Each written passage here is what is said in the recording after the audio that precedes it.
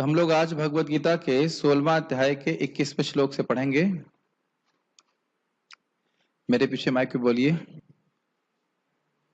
त्रिविधम नरकस्येदम् त्रिविधं नरकस्येदं द्वारं नाशनमात्मनः द्वारं नाशनात्मनः कामः क्रोधस्तथा लोभः कामः क्रोध तथा लोभ तस्मादेतत्त्रयं त्यजेत्। तस्मादेतत्त्रयं त्यजेत्। त्रिविधं नरकस्येदम् त्रिविधं नरकस्येदं द्वारं नाशनमात्मनः द्वारं नाशनात्मनः कामः क्रोधस्तथा लोभः कामः क्रोधस्तथा लोभ तस्माद् एतत्त्रयं त्यजेत्। तस्मादेतत्त्रयं त्यजेत्। आवृत्ति कीजिए। त्रिविधं नरकस्येदं त्रिविधं नरकस्येदम् द्वारं नाशन आत्मनः द्वारं नाशनमात्मनः कामः क्रोधस्तथा लोभ कामक्रोधस्तथा लोभः तस्मादेतत्त्रयं त्यजेत्। तस्मादेतत्त्रयं त्यजेत्। यहाँ पे अभी तक भगवान ने बताया कि जितने असुर हैं उनको भगवान, असुर प्रवृत्ति के लोगों को भगवान वापस नरक इत्यादि में गिराते हैं। अब वो कह रहे हैं कि नरक का द्वार कौन सा है। जैसे हमारी भगवत गीता का एक ही द्वार है, तो उस द्वार से अगर अंदर आएंगे तो आपको भगवत गीता अपने आप सुनने को मिलेगी। कुछ अजीब सी बैक इको क्यों हो रहा है मुझे? हरि बोल। हाँ ओके ठीक है। लेकिन उसी तरह से अगर कोई नरक में विजिट करना चाहता है, नरक जाना चाहता है, तो उसके लिए 3 द्वार हैं, चौथा द्वार नहीं है, केवल 3 है। तो उसको भगवान व्याख्या कर रहे हैं, कह रहे हैं त्रिविधम। त्रिविधम का अर्थ है 3 प्रकार के। नरकस्य त्रिविधम इदम द्वारम। इदम नरकस्य, ये जो नरक है इसके 3 द्वार हैं। और वो द्वार क्या है? नाशनम आत्मनः, आत्मा का नाश करने वाले हैं। कौन से हैं? कामः क्रोध तथा लोभ। काम, क्रोध और लोभ। तस्मात्, इसलिए, एतत्त्रयं त्यजेत्, इसलिए इन तीनों को त्यागो। ये श्लोक का अर्थ समझ रहे हैं आप लोग? अगर आपको स्मार्टफोन है तो आप लोग उसमें श्लोक देखेंगे तो अच्छा रहेगा, ये फोन भी यूज कर सकते हैं। नरक के यह 3 द्वार हैं जो आत्मा का नाश करने वाले हैं। तो आप कहेंगे आत्मा का नाश कैसे हो सकता है? मतलब आत्मा पूरी तरह अविद्या में डूबा रहे, अपने स्वरूप को भूल जाएगा अगर इन द्वारों में प्रवेश करता है। तो 3 द्वार कौन से हैं भाइयों? काम, क्रोध और लोभ। और इसको आप दूसरे अध्याय से सुनते हैं कि काम कैसे उत्पन्न होता है? ध्यायतो विषयान पुंसः। जब विषयों का हम ध्यान करते हैं तो उससे काम, उससे संग उत्पन्न होता है, आसक्ति, और उस संग से काम उत्पन्न होता है, इच्छा होती है भोगने की। और जब वह इच्छा पूर्ण नहीं होती है तब क्या होता है? क्रोध। यानी कि क्रोध हो गया काम का छोटा भाई। इसे कामानुज कहते हैं। कामानुज मतलब काम का छोटा भाई। यानी कि अगर क्रोध है तो उसका मतलब काम भी है, क्योंकि छोटा भाई बड़े भाई के पहले पैदा नहीं हो सकता। Does it make sense? क्या छोटा भाई बड़े भाई के पहले पैदा हो सकता है? तो कहे कि हमको क्रोध आता है लेकिन हमें काम नहीं सताता है, तो ऐसा नहीं हो सकता है। क्रोध आ रहा है मतलब काम इच्छा है। काम इच्छा मतलब केवल स्त्री और पुरुष का आकर्षण नहीं, इस जगत को भोगने की किसी भी प्रकार की इच्छा जो भगवान से अलग है उसको काम कहा जाता है। समझ? काम को कंट्रोल करने की इच्छा, हाँ कंट्रोल, हाँ यस, जीवों को कंट्रोल करना, ये सूक्ष्म इच्छा है। स्थूल इच्छा भोग की इच्छा के रूप में होती है, सूक्ष्म इच्छा होती है मैं कंट्रोलर हूं, मैं जगत का नियामक हूं, इस प्रकार से। और जब काम इच्छा पूर्ण हो जाती है तब क्या होता है? तब लोभ उत्पन्न होता है, उसको और इच्छाएं बढ़ जाती हैं। तो इसलिए काम को तो पहले ही मार देना चाहिए। आपको याद हो, जही शत्रु महाबाहो काम रूप दुरासदम। हे अर्जुन, इस काम रूपी दुरासद शत्रु को मारो। आप जानते हैं क्षत्रियों के उसमें साम, दाम, दंड और भेद, ये 4 नीतियां होती हैं। तो कहते हैं शांति से मानने वाला नहीं है ये जो काम रूपी शत्रु है, शांति से मानने वाला नहीं, तो साम नहीं चलेगा। दाम मतलब इसको कुछ भोग दे दोगे तो ऐसा नहीं कि शांत हो जाएंगे, फिर और बढ़ेगा। भेद लगा नहीं सकते इसमें, इसलिए दंड ही देना पड़ेगा, इसको मारना ही पड़ेगा। जही शत्रु महाबाहु काम रूप दुरासदम। और अगर इसको नहीं मारोगे तो यह तो तुमको जरूर मार देगा। तो इसलिए ये बहुत बार थीम बार बार आई है। तो ये नरक में लेके जाएगा, मतलब व्यक्ति जानता है कि गलत कार्य है, लेकिन काम को कंट्रोल नहीं करेगा तो काम उसको प्रेरित कर देगा उस कार्य को करने के लिए। जैसे कि जामिली केस में हुआ था, वो तो भगवान नाम ने बचा लिया, नहीं तो उसका नरक जाना निश्चित था। ठीक है, इस नरक के 3 द्वार हैं, काम, क्रोध और लोभ। इस नरक का कहने का अर्थ है जिस नरक में भगवान असुरों को डालते हैं उसकी बात कर रहे हैं।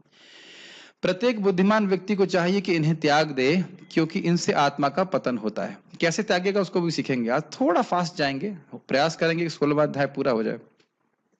गीता भूषण टीका। यह सुनकर कि आसुरी स्वभाव नरक ले जाने वाला होता है, मनुष्य को क्या करना चाहिए जिससे वह स्वभाव से बचा जा सके, जिससे इस स्वभाव से बचा जा सके।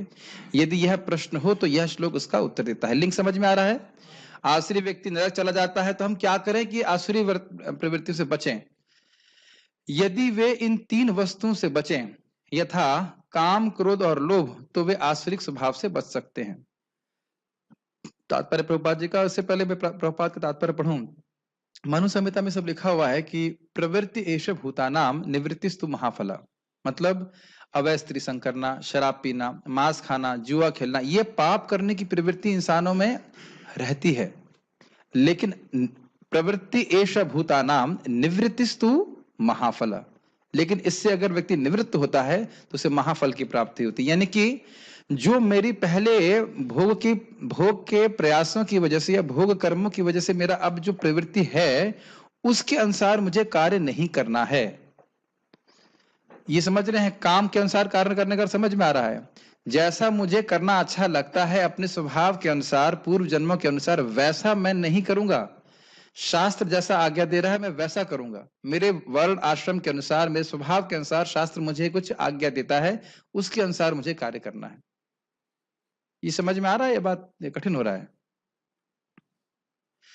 तात्पर्य, जैसे कि मान लीजिए कोई कहे कि मुझे जलेबी खाना अच्छा लगता है, तो खाओ जलेबी, कोई दिक्कत नहीं है, लेकिन जलेबी को भगवान को अर्पित करके खाओ, ये भगवान की शास्त्र की आज्ञा है। Does it make sense? और अगर केवल व्यक्ति मैं एग्जाम्पल जलेबी का दे रहा हूं, मतलब बाकी कुछ भी है, कोई भी भोग है, वह शास्त्र के अनुसार ही स्वीकार करना चाहिए।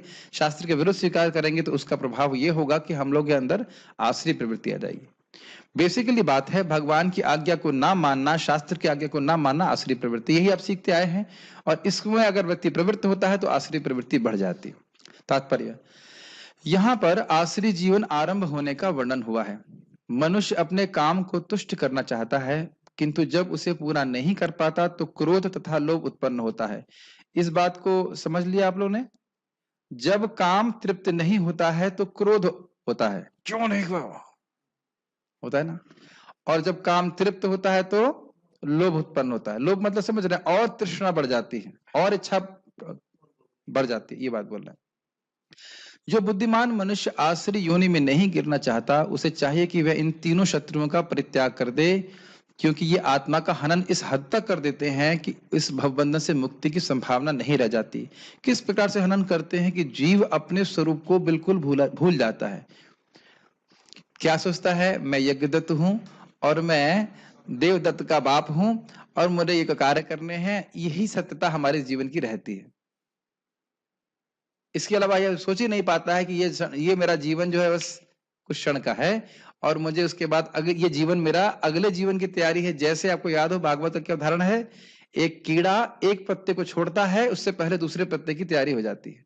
मैं फिर से रिपीट करूंगा, इस जीवन में हम जो सोच रहे हैं, जो हम कर रहे हैं, जो हम भावना एकत्रित कर रहे हैं, थिंकिंग, फीलिंग एंड विलिंग, वही सब इकट्ठा होकर के मृत्यु के समय रिपोर्ट कार्ड बनता है। 2 टीचर तुम्हारे सामने हैं, बच्चे पढ़ाई करते हैं, करते हैं, अंत में रिपोर्ट कार्ड होता है कि नहीं होता, और बाकी लोग ने पढ़ाई करी है।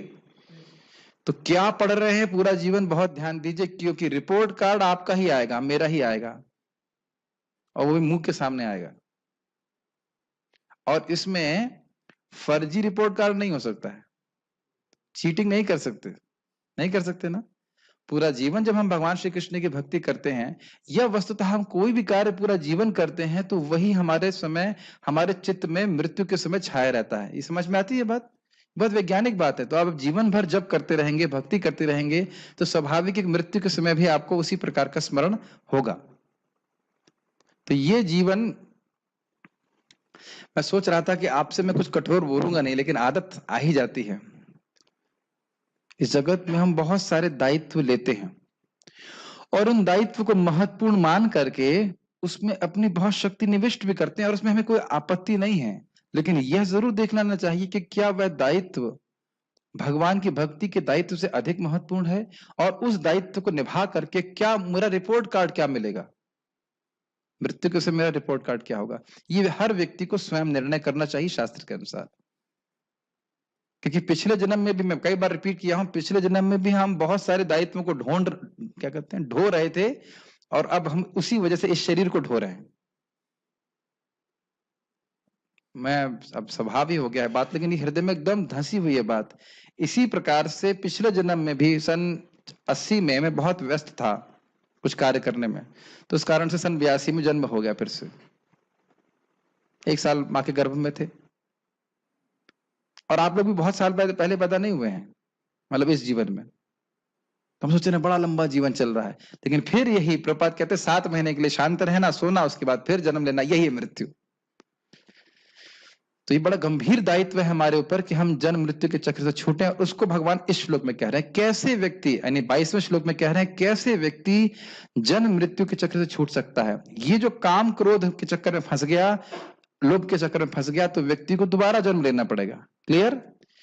लेकिन अगर इनसे मुक्त हो जाता है, इनकी बात नहीं सुनता है, तो कहां हो जाएगा ये देख लीजिए। काम क्रोध और लोभ लेके जाएंगे नरक में। कभी कभी किसी किसी रूम के दरवाजे 3 होते हैं, तीनों रूम दरवाजे से प्रवेश कर सकते हैं। तो काम है, क्रोध है, लोभ है, किसी दरवाजे से आप घुसे हैं तो नरक में गिरेंगे हम। लेकिन अगर इनसे बच जाते हैं तो क्या है, जरा देखिए। इससे पहले कि श्लोक में जाऊं आगे, बहुत सुंदर एक उदाहरण बताना चाहता हूं। हमारे, क्या भगवान ने कॉल किया आपको या राधा रानी कॉल कर रही है? कि बड़ा अच्छा बेटा तुम गीता सुन रहे हो, बहुत अच्छा लग रहा है। खैर, अच्छा तो लग रहा है भगवान को, उसमें कोई डाउट नहीं। क्या बात कर रहा था, देखिए। हाँ, एक स्टेडियम समझते हैं, स्टेडियम। हाँ, स्टेडियम है, और उस स्टेडियम में दरवाजा केवल एक ही है बाहर निकलने का, और एक अंधा है। अंधा समझते ही होंगे, और उसके अंधे लोग प्रायः डंडा रखते हैं, छोटी स्टिक, और वो अंधा ऐसे करके प्रोब कर रहा, ढूंढ रहा है कि दरवाजा कहाँ है। तो घूम रहा है, घूम रहा है, घूम रहा है, और जब वह दरवाजे के पास आता है तो अपना हाथ खुचाने लगता है, और फिर आगे बढ़ता है, फिर घूमता है, फिर घूमता है। उदाहरण समझ में आ रहा है आप लोगों को?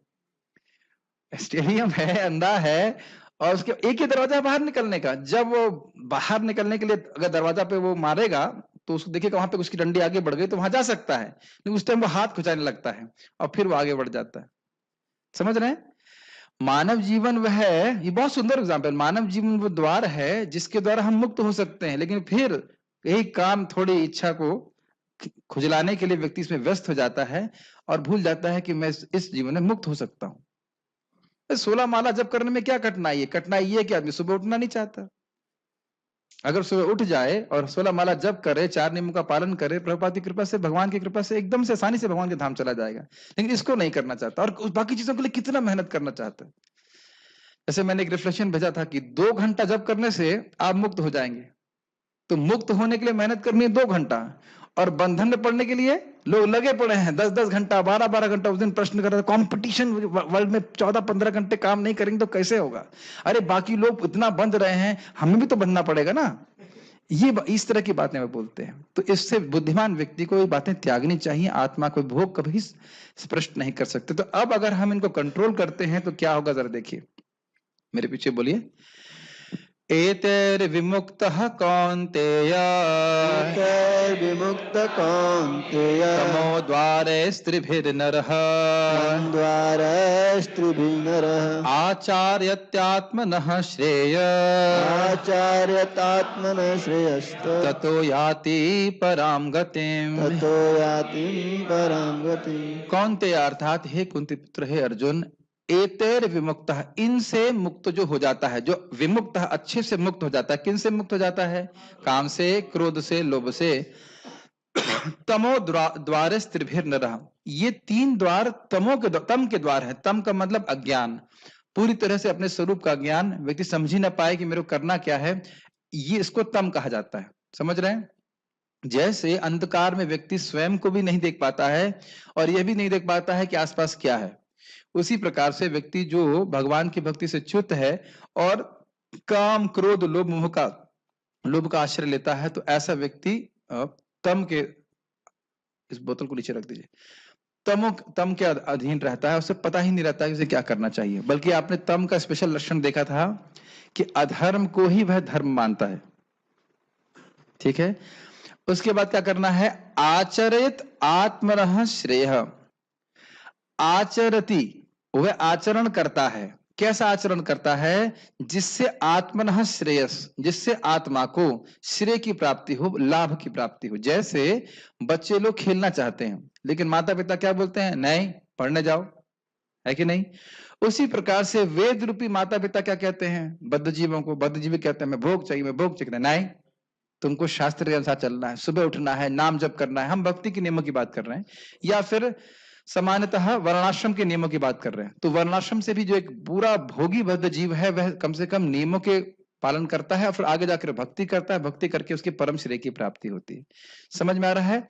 फिर कहते हैं ततो याति पराम गतिम। जब वह इस प्रकार का आचरण करता है जिससे उसका श्रेय की प्राप्ति हो, अपने इंद्रिय संयम करता है, ततो याति पराम गतिम, तब वह परागति को प्राप्त करता है, भगवान के धाम को जाता है। समझ में आया? पिछले श्लोक में जो 3 द्वार थे वो कहां खुलते हैं?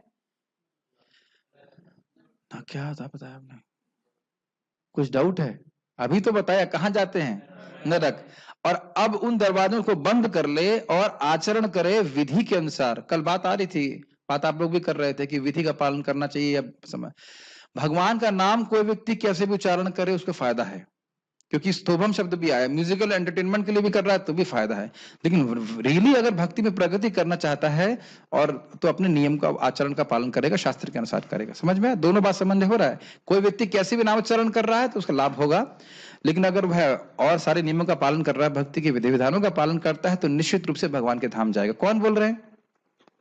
भगवान स्वयं बोलना। इसमें कोई डाउट नहीं रहना चाहिए कि हम साधना भक्ति कर रहे हैं, भगवान की आज्ञा पालन कर रहे हैं, तो भगवान के धाम की प्राप्ति हमको जरूर होगी। ये श्लोक समझ में आ गया? आचर्यते आत्मनः का समझ में आ रहा है अर्थ?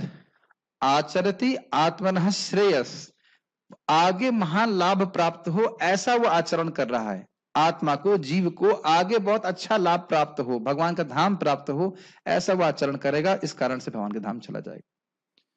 इसे बहुत साइंटिफिक प्रोसेस है। जो व्यक्ति आज ऐसा कार्य कर रहा है उसके अनुसार उसको वैसा फल मिलेगा। ये नहीं कि कोई कुछ भी करेगा उसको सबको वही फल प्राप्त हो जाएगा। ठीक है? हे कुंती पुत्र, जो व्यक्ति इन तीनों नरक द्वारों से बच पाता है वह आत्म साक्षात्कार के लिए कल्याणकारी कार्य करता है और इस प्रकार क्रमशः परम गति को प्राप्त होता है। ये बताइए कि अगर कोई व्यक्ति भगवत गीता क्लास में आना चाहता है और वो आता है, तो क्या वो क्रमशः मुक्त हो जाएगा कि नहीं? हो जाएगा। आप अंत में देखिएगा, प्रभुपाद उसमें समझाते हैं कि केवल भगवत गीता सुनने मात्र से ध्रुवलोक की प्राप्ति हो जाती है। इतना शक्तिशाली है भगवत गीता। आप पढ़ लीजिएगा आखिरी 18वें अध्याय के आखिरी में। तो अब इतना तो त्याग करना पड़ेगा ना, कि कोई पिक्चर देखने की आदत हो तो उसको छोड़ करके गीता क्लास में आए, वो भी नहीं करना पड़ेगा। इतना तो करना पड़ेगा ना, पिक्चर देखने में लगा हुआ व्यक्ति तो भगवत गीता कैसे सुनेगा? तो उसको इतना तो त्याग करना ही पड़ेगा कि पिक्चर नहीं देखे उस समय, भगवत गीता प्रवचन सुने। सुबह अगर वो सोचता रहेगा कि मैं सोता ही रहूं, तो फिर जब कैसे करेगा बताइए? Does it make sense? तो हमें सीखना चाहिए। गीता भूषण टीका। इन 3 दुर्गुणों को त्यागने के फल को इस श्लोक में कहा जा रहा है। पिछले 3 दुर्गुण क्या थे? काम, क्रोध, लोभ। और कहां ले जा रहे थे? नरक में। अब कह रहे हैं उनको त्याग देगा तब क्या होगा? उसका फल होगा, भगवान के धाम चला जाएगा। यही मैंने बोला था ना, प्रवृत्ति एष भूता नाम। हमारे हृदय में काम इत्यादि रहते हैं। जिसके पास भी ये शरीर है उसके हृदय में काम है। कैसे बोल सकते हैं आप? मैं नहीं बोल रहा हूं, कपिल देव बोल रहे हैं। 3रे स्कंद में कपिल देव स्वयं बोल रहे हैं, भगवान नारायण को छोड़कर जिसके भी शरीर में ये शरीर दिया गया है उसके हृदय काम है, नहीं तो शरीर दिया ही नहीं जाता। ठीक है ना। लेकिन उस काम को सहना, उसके वेग को सहना, उसके अनुसार ना चलना, ये मानव जीवन का कर्तव्य है। इससे पहले कि मैं आगे जाऊं, इसको भगवत गीता के दूसरे श्लोक से मैं बोलना चाहता हूं। ये बहुत अच्छा श्लोक है। श्लोक क्या है? आपूर्यमाणा अचल प्रतिष्ठम समुद्र मापः प्रविशन्ति यद्वत् तद्वत् कामयम प्रविशन्ति सर्वे स शांति मापनोति न काम कामी। वहां पे भी बहुत सुंदर भगवान गीता बताते हैं। आपूर्यमाणम अचल प्रतिष्ठम समुद्र मापः प्रविशन्ति यद्वत्, जिस प्रकार हजारों नदियां समुद्र में गिरती रहती हैं लेकिन समुद्र एकदम निश्चल रहता है, उसी प्रकार से हमारे हृदय में हजारों इच्छाएं आती रहती हैं। लेकिन आज इच्छाओं के आने के बाद भी यदि हम उस पर कार्य नहीं करते हैं, तब हमारा मन शांत होता है। आज आपूर्यमाणम अचल प्रतिष्ठम समुद्र मापः प्रविशन्ति यद्वत् तद्वत् तद्वत् क्या था श्लोक? हाँ, तद्वत् कामः प्रविशन्ति सर्वे स शांति मापनोति न काम कामी। उस प्रकार से काम इच्छा हृदय में आती रहती है पूर्व जन्म के संस्कार के अनुसार, लेकिन जो व्यक्ति उन पे कार्य नहीं करता है वही शांति को प्राप्त होता है। न काम कामी, जो उन काम इच्छाओं को पूर्ण करने में लगा रहेगा कि भाई पैसा मिल जाए, घर मिल जाए, ये हो जाए, वो हो जाए, फिर वह व्यक्ति कभी शांति को प्राप्त नहीं कर सकता। तो इसलिए इस प्रकार से यहाँ पे त्यागना चाहिए। काम का वेग होगा, मैं फिर बोल रहा हूँ, काम का वेग केवल स्त्री पुरुष का आकर्षण ही नहीं है। भोग जगत को किसी प्रकार से भोगने की इच्छा है, लेकिन उस वेग को सहन करके उतना स्वीकार करे जितना उसको भक्ति करने के लिए आवश्यक है। ठीक है। वह अत्यंत कल्याणप्रद कर्मों को करता है, जैसे अपने अपने आश्रम के अनुसार कर्तव्यों को करना, और इस प्रकार मुक्त हो जाता है। समझना होगा कि वर्णाश्रम, हमने शुरुआत में सुना था 16वें अध्याय के पहले श्लोक में, कि जो व्यक्ति वर्ण और आश्रम के अनुसार अपने कर्तव्यों को करता है तो उसके लिए वही दिव्य होता है, और साथ साथ ये करते करते वो शुद्ध होता जाता है। क्रमशः उसकी एक पृष्ठभूमि बोलते हैं, आधार तैयार होता है कि भक्ति को स्वीकार करे। ऐसा व्यक्ति जो भक्तों के संग में आता है, तुरंत वह शास्त्र के नियमों का पालन करने लग जाता है। जिसकी सहज रूप से गीता भागवत में श्रद्धा है, आप उससे बोलो गीता में ये लिखा है, हाँ ठीक है मानूंगा, और तुरंत करना शुरू कर देता है।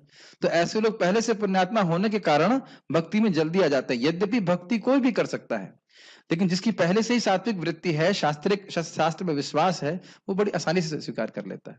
तो इसलिए वर्णाश्रम की लाभ है कि सामान्य लोग इस प्रकार से नियमों का पालन करते हैं, नियमों का पालन करते हैं, और नियम भक्ति में भी नियम का पालन करना है तो आसान हो जाता है। लेकिन जो पूरा उच्छृंखल व्यवहार कर रहा है, उसके लिए इस प्रकार से भक्ति को स्वीकार करना कठिन होता है, क्योंकि उसमें नियम है।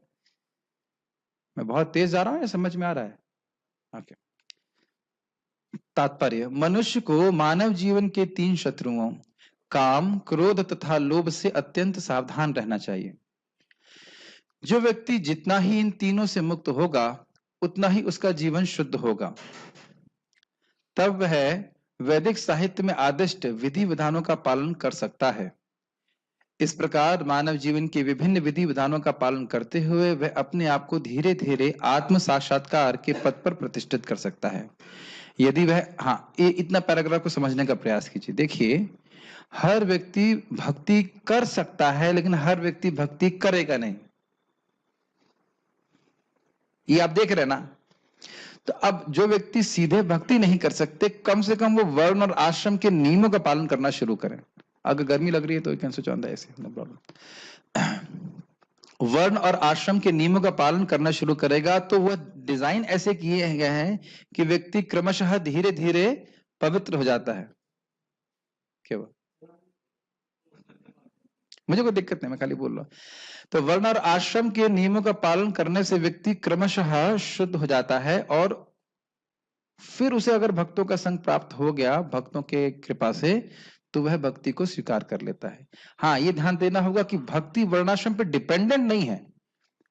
शुद्ध भक्तों के संग से कोई व्यक्ति एकदम बाहर भी हो वर्णाश्रम के, तो वह भी विशुद्ध हो सकता है। ये बात जानते हैं आप।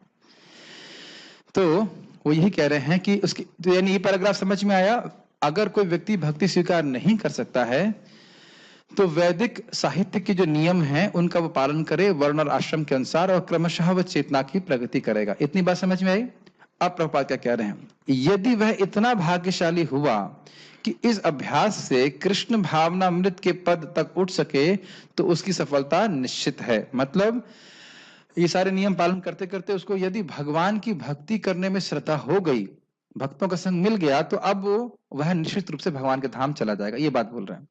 वैदिक साहित्य में कर्म तथा कर्म फल की विधियों का आदेश है जिससे मनुष्य शुद्धि की अवस्था तक पहुंच सके। सारी विधि काम क्रोध तथा लोभ के परित्याग पर आधारित है। इस विधि का ज्ञान प्राप्त करके मनुष्य आत्म साक्षात्कार के उच्च पद तक उठ सकता है और इस आत्म साक्षात्कार की पूर्णता भक्ति में है। भक्ति में बद्ध जीव की मुक्ति निश्चित है। इसलिए वैदिक पद्धति के अनुसार 4 आश्रमों तथा 4 वर्णों का विधान किया गया है। विभिन्न जातियों और वर्णों के लिए विभिन्न विधि विधानों की व्यवस्था है। यदि मनुष्य उनका पालन कर पाता है तो वह स्वतः ही आत्म साक्षात्कार के सर्वोच्च पद को प्राप्त कर लेता है, तब उसकी मुक्ति में कोई संदेह नहीं रह जाता। बहुत इजी पैराग्राफ है, मैं सिंपल बातें बता रहा हूं। जो जीव पूरी तरह भोग करना चाहता है तो उसको थोड़ा कर्मकांड दिया जाता है वेद के द्वारा, ताकि तुम ये नियमों का पालन करो और तुम भोग प्राप्त होंगे। फिर वह वर्ण और आश्रम के नियमों का वो पालन करना शुरू करता है। शूद्र है तो ये गुण होने चाहिए थे, हमने सुना था ना, ब्राह्मण के ये गुण होने चाहिए, क्षत्रिय के ये गुण होना चाहिए। ये वास्तविक रूप से आत्मा का धर्म नहीं है।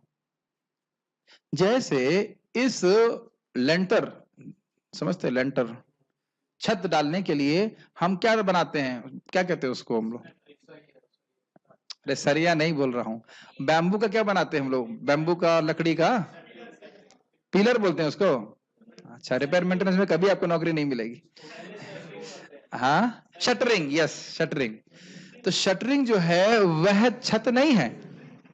शटरिंग, शटरिंग समझते हैं, लकड़ी का लगाते हैं ना बना के फट्टे फट्टे ढांचा, तो वह ढांचा छत नहीं है। और ऐसा भी नहीं कि वो ढांचा हमेशा रहेगा, लेकिन उस ढांचे के ऊपर छत डाल दी जाती है। तो वर्णाश्रम धर्म ये आत्मा का धर्म नहीं है। आत्मा का धर्म क्या है? भगवत धर्म, भगवान की भक्ति। लेकिन अब बोल दीजिए कि तुम आत्मा हो, तो आदमी सोचेगा मैं क्या करूं आत्मा हो तो बड़ा मुश्किल है। तो शास्त्र उसको एक इस प्रकार की आज्ञा देते हैं, तुम ब्रह्मचारी हो, तुम स्त्री हो, तुम पत्नी हो, तुम पति हो, तुम राजा हो, तुम ये बात हो। क्या आत्मा ये सब में से कोई है? लेकिन अब इस ढांचे के ऊपर उसकी आधार खड़ा हो सकता है। ठीक है, अगर मान लो स्त्री है, पत्नी है, तो बच्चों का ध्यान रखे, भगवान को भोग लगाए, बच्चों का ध्यान इस प्रकार से रखे कि उनको भी भक्ति प्राप्त हो। तो इस प्रकार से शास्त्र आज्ञा दे रहे हैं। पति है तो पत्नी का ध्यान रखे, बच्चों का ध्यान रख ले और समाज के लिए सेवा करे, लेकिन भगवान की भक्ति से जोड़ करके। समझ में आ रहा है बात? एक उदाहरण और दी जाता है, जैसे नदी। तो नदी हमें पार करनी है यदि, तो नदी के बहाव के संग बहना पड़ता है कि नहीं? ये बहुत अच्छा उदाहरण है। नदी को पार करना ये मुख्य उद्देश्य है। यहां लिखा है ततो याति पराम गतिम, तो परागति भगवान के धाम को प्राप्त करना ये मुख्य उद्देश्य है। ये बहुत ध्यानपूर्वक सुनिए। लेकिन जब तक हम इस शरीर में हैं तो शरीर के अनुसार भी हमको चलना पड़ेगा।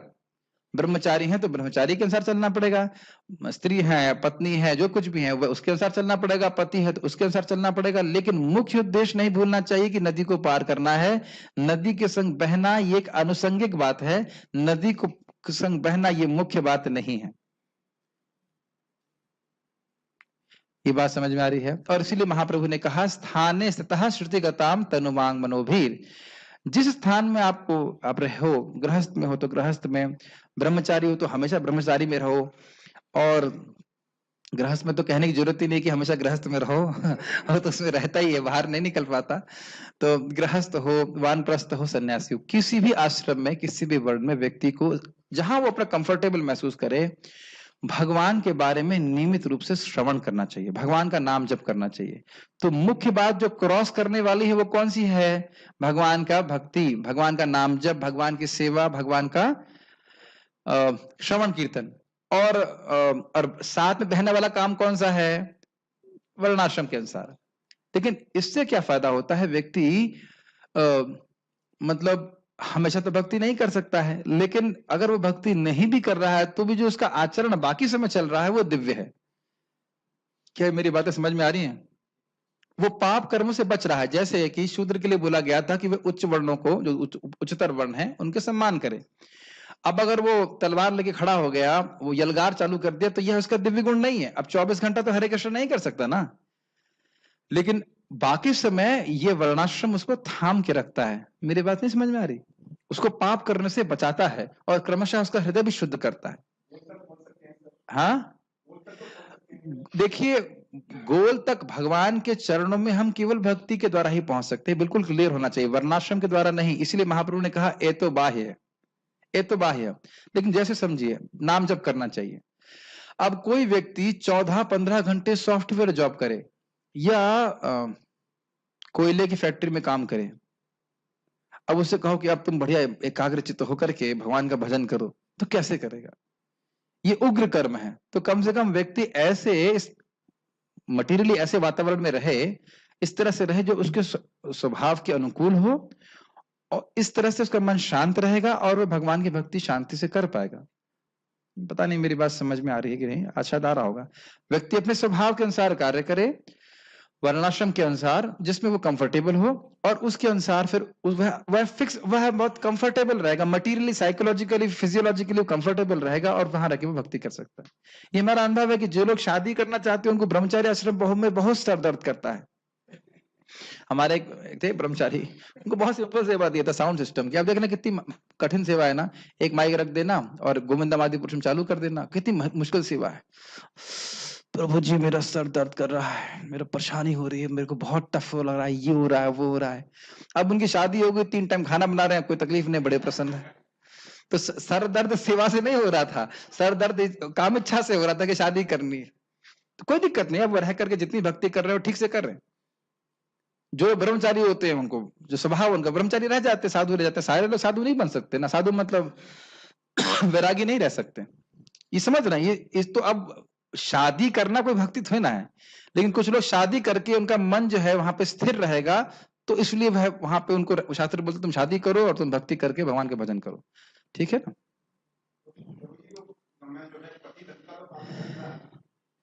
अरे मैं वही तो बोल रहा हूं कि पति धर्म का पालन करने मात्र से भगवान के धाम नहीं पहुंच जाते। भगवान क्या बोलते हैं, आप जरा ऋषभ देव की शिक्षाओं को सुनिए।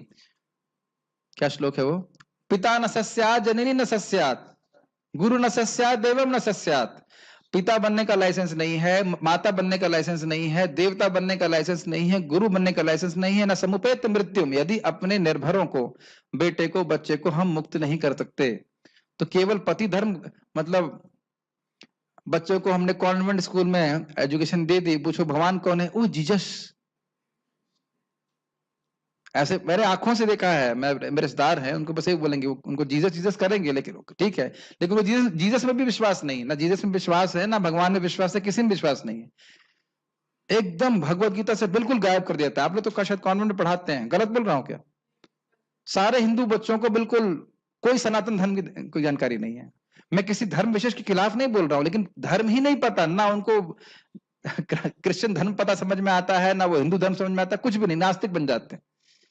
तो यह तो पति धर्म, पिता धर्म और पत्नी धर्म और माता धर्म नहीं है। बच्चों को होटल में ले जाके घुमाना, यह तो पति का धर्म नहीं है। कौन से शास्त्र में लिखा है बताइए? तो हो क्या रहा है कि बस हम हमारे बच्चे, हमको ये करना है, हमें वो करना है। अरे भाई, जो बच्चों को जन्म दिया है उसको मुक्त होने का तो सबसे बड़ा धर्म है। और भगवान क्या कह रहे हैं? भगवान आप देखिए, कहते हैं यदि गुरु, पति, माता और राजा अगर मेरा धाम चाहता है तो तुम उसको ऐसे ही शिक्षा देनी चाहिए बेटा, जैसे मैं तुम लोगों को शिक्षा दे रहा हूं। ये जीवन जो है भोग के लिए नहीं है, भगवान की तपस्या के लिए, भगवान की भक्ति के लिए। भगवान स्वयं बोल रहे हैं, मल्लोक कामा। अगर मेरा धाम प्राप्त करना चाहते हो, हम पढ़ा चुके हैं 5वें स्कंद में इस बात को, तो जो भी लीडर है उसको यही शिक्षा देनी चाहिए कि बेटा भक्ति करो, भक्ति करो। और बाकी जीवन निर्वाह करने के लिए तो जैसे जिसको करना है वो करे, लेकिन उग्र कर्म ना करे। हम खाली ये बोल रहे हैं। वर्णाश्रम में व्यक्ति को उग्र कर्म करने से बच जाता है। इस प्रकार के भयानक कर्म नहीं करने पड़ते हैं जिससे भगवान की भक्ति ठीक से ना हो सके, ठीक है ना। जैसे नारद जी ने मृगारी को बोला, मृगारी भी कह रहा था मेरा कर्तव्य है कि मैं गर्दन में काट करके छील के रख दूं। तो फिर नारद जी ने कहा ठीक है बेटा, वो करते रहो, भक्ति करते रहो ना। मैंने कहा ना, ये पाप कर्म छोड़ो और भगवान की भक्ति करो। यही नित्यानंद प्रभु आदेश दिए, धर्म प्रथ किया लेहो हरि नाम। धर्म के पथ पे चलो और भगवान का नाम उच्चारण करो, तब तुम दूसरों का परित्राण कर सकते हो। यही बात प्रभुपाद जी कह रहे हैं। 16 माला का जप करो, 4 नियमों का पालन करो, जिस आश्रम में रहना चाहते हो, जिस वर्ण में रहना चाहते हो, वह रहकर भक्ति करो और प्रगति करो। तो आप समझ रहे हैं, वर्णाश्रम एक फ्रेमवर्क है, फ्रेमवर्क, और जो भक्ति है वह एसेंस है। एसेंस समझ रहे हैं ना, ये बस सार वस्तु। यस। अब अगर कोई व्यक्ति शास्त्र के आदेश का पालन नहीं करेगा, अभी हमने क्या कहा सुना था, आचरित आत्मनः श्रेयस। श्रेय की प्राप्ति करने के लिए वह ऐसा आचरण करता है जिससे आत्मा का कल्याण हो। और वो कैसे करेगा? शास्त्र की आज्ञा के अनुसार। अब अगर ये नहीं करेगा तो क्या होगा, जरा देखिए। अब तो निश्चित रूप से अर्जुन का प्रश्न फोन आया होगा आपको। ठीक है, मेरे पीछे बोलिए। ये श्लोक बहुत अच्छे हैं, आज भगवान की कृपा होगी तो हम पूरा कर देंगे। मेरे पीछे बोलिए, ये श्लोक जरूर याद रखिए। यह शास्त्र विधि मुत्सृज्य शास्त्र विधि उत्सृज्य वर्तते कामकारतः वर्तते कामकारतः न स सिद्धिम अवाप्नोति न स सिद्धिं न अवाप्नोति सुखम न पराम गतिम। न सुखं न परां गतिम्। एकदम हिंदी जैसा श्लोक है, बहुत आसान है। यह शास्त्र विधि मुत्सृज्य, यह मतलब जो शास्त्र विधि, विधिम उत्सृज्य, जो व्यक्ति शास्त्र की विधि को त्याग देता है और वर्तते काम कारतः, काम कारतः मतलब काम इच्छा के अनुसार वह कार्य करता है। उसे पता है कि भोग लगाना चाहिए ठाकुर जी को, लेकिन नहीं, कुछ नहीं होता, खाओ खाओ, कुछ नहीं, किसने देखा, कुछ नहीं होता, ऐसे करके ऐसा वो करके रह जाते हैं। करते हैं कि नहीं ऐसे लोग? न स सिद्धिम अवाप्नोति, हृदय रूपी शुद्धि, रूपी शुद्धि, सिद्धि का यहाँ पे अर्थ है उसका हृदय शुद्ध नहीं होता है। न स सिद्धिम अवाप्नोति, उसको सिद्धि प्राप्त नहीं होती। यहाँ सिद्धि का क्या अर्थ है? उसका हृदय शुद्ध नहीं होता। जब व्यक्ति का हृदय शुद्ध हो जाता है तब उसको समझ में आता है कि उसका एकमात्र कर्तव्य कृष्ण को संतुष्ट करना है। आज सुबह मैं चौथी जबर टॉक में बोल रहा था, बहुत पुरानी बात याद आ गई, बहुत गंभीर। प्रभुपाद जी कहते हैं कि जब व्यक्ति हरे कृष्ण मंत्र करता रहता है तो उसको समझ में आ जाता है कि उसके एकमात्र प्रेमास्पद कृष्ण है। बहुत बहुत ही गंभीर लाइन है। ऐसा नहीं कि हम लोग को प्रेम करना नहीं आता है, लेकिन उस प्रेम को हमने अलग अलग जगह लगा रखा है, समाज में, परिवार में, कहां कहां पे लगा रखा है। होता क्या है, जब हम हरे कृष्ण मंत्र करते रहते हैं, हृदय शुद्ध होता जाता है, तो हमको समझ में आता है कि जिस व्यक्ति को हमें वाकई प्रेम करना है वो कौन है? भगवान कृष्ण। तो ये हृदय शुद्ध होना बहुत जरूरी है। समझ में आने लगता है कि जीवन का लक्ष्य मेरा भोग नहीं है। Does it make sense? मैं इस जगत का नहीं हूं, ये थ्योरी से नहीं, समझ में आने लगता है कि मैं इस जगत का नहीं हूं और ये जगत दुख का घर है। एकदम इसमें स्पष्ट दिखाई पड़ने लगता है, यहां मैं किसी भी तरह से सुखी नहीं हो सकता। ये सब कब होगा? जब हृदय शुद्ध होगा। लेकिन जो व्यक्ति शास्त्र की विधि को त्याग देगा और केवल कामेच्छा से कार्य करेगा तो क्या उसका हृदय शुद्ध होगा? नहीं होगा। और उसके बाद कह रहे हैं न सुखम न पराम गतिम, जब उसका हृदय शुद्ध नहीं होगा, उसका मन शांत नहीं होगा तो सुख कैसे प्राप्त होगा? जब तक हृदय में रज और तम, रजोगुण और तमोगुण रूपी बाण लगे हुए हैं, तब तक व्यक्ति सुखी कैसे हो सकता है? समझ रहे हैं? जैसे मान लीजिए किसी के हृदय में बाण लगे हों और हमारे कर्णामृत प्रभु कहें लो बेटा इडली सांभर डोसा, खाएगा वो? नहीं खा सकता, है ना? उसी प्रकार से जब तक ये रजोगुण तमोगुण रूपी बाण हमारे हृदय में लगे हुए हैं, काम वासना भरी हुई है, तो व्यक्ति सुखी नहीं हो सकता। तो भगवान यही कह रहे हैं, ऐसे व्यक्ति के हृदय से काम जाएगा नहीं, हृदय शुद्ध होगा नहीं, शांत होगा नहीं मन, सुख प्राप्त नहीं होगा। जब सुख प्राप्त नहीं होने की बात यहां नहीं सुख मिल रहा है तो परागति कैसे प्राप्त होगी? और इससे पिछले श्लोक में क्या सुना आपने? जो विधि का पालन करता है श्रेय की प्राप्ति के लिए, उसको क्या मिलेगा? याति पराम गति, परागति के प्राप्त करे। कौन बोल रहा है? भगवान बोल रहे हैं। ये ध्यान रखना चाहिए, इसमें पूरा विश्वास होना चाहिए, गलती नहीं होनी चाहिए। मैं इससे पहले भी कल बता रहा था ना कि भक्ति में सिद्धि की बात छोड़ दीजिए, आपको हमको विधि मालूम चल गई है, उसी में सुखी हो जाइए। समझे मैंने क्या कहा? अरे इतने साल से भजन कर रहे हैं। अरे कितने साल से भजन कर रहे हो? 5 साल से, 10 साल से? बहुत ज्यादा हो गया क्या? और क्या पूरे 10 साल आप भजन कर रहे हैं? 2 घंटे तो जब कर रहे हैं, उसमें भी अब थोड़ा सीरियस हुए हैं, पहले तो बहुत मस्ती कर रहे थे। तो अब मैं खाली बोल रहा हूं कि बड़े धैर्य से, बड़े उत्साह के संग भक्ति करना चाहिए, भगवत भजन करना चाहिए, प्रसन्न होना चाहिए कि मुझे अब इस जंगल से बाहर निकलने का रास्ता मिल गया है। समझ ना, जंगल में है, गुप्त अंधेरा है, कुछ पता नहीं बाहर कैसे निकलेंगे।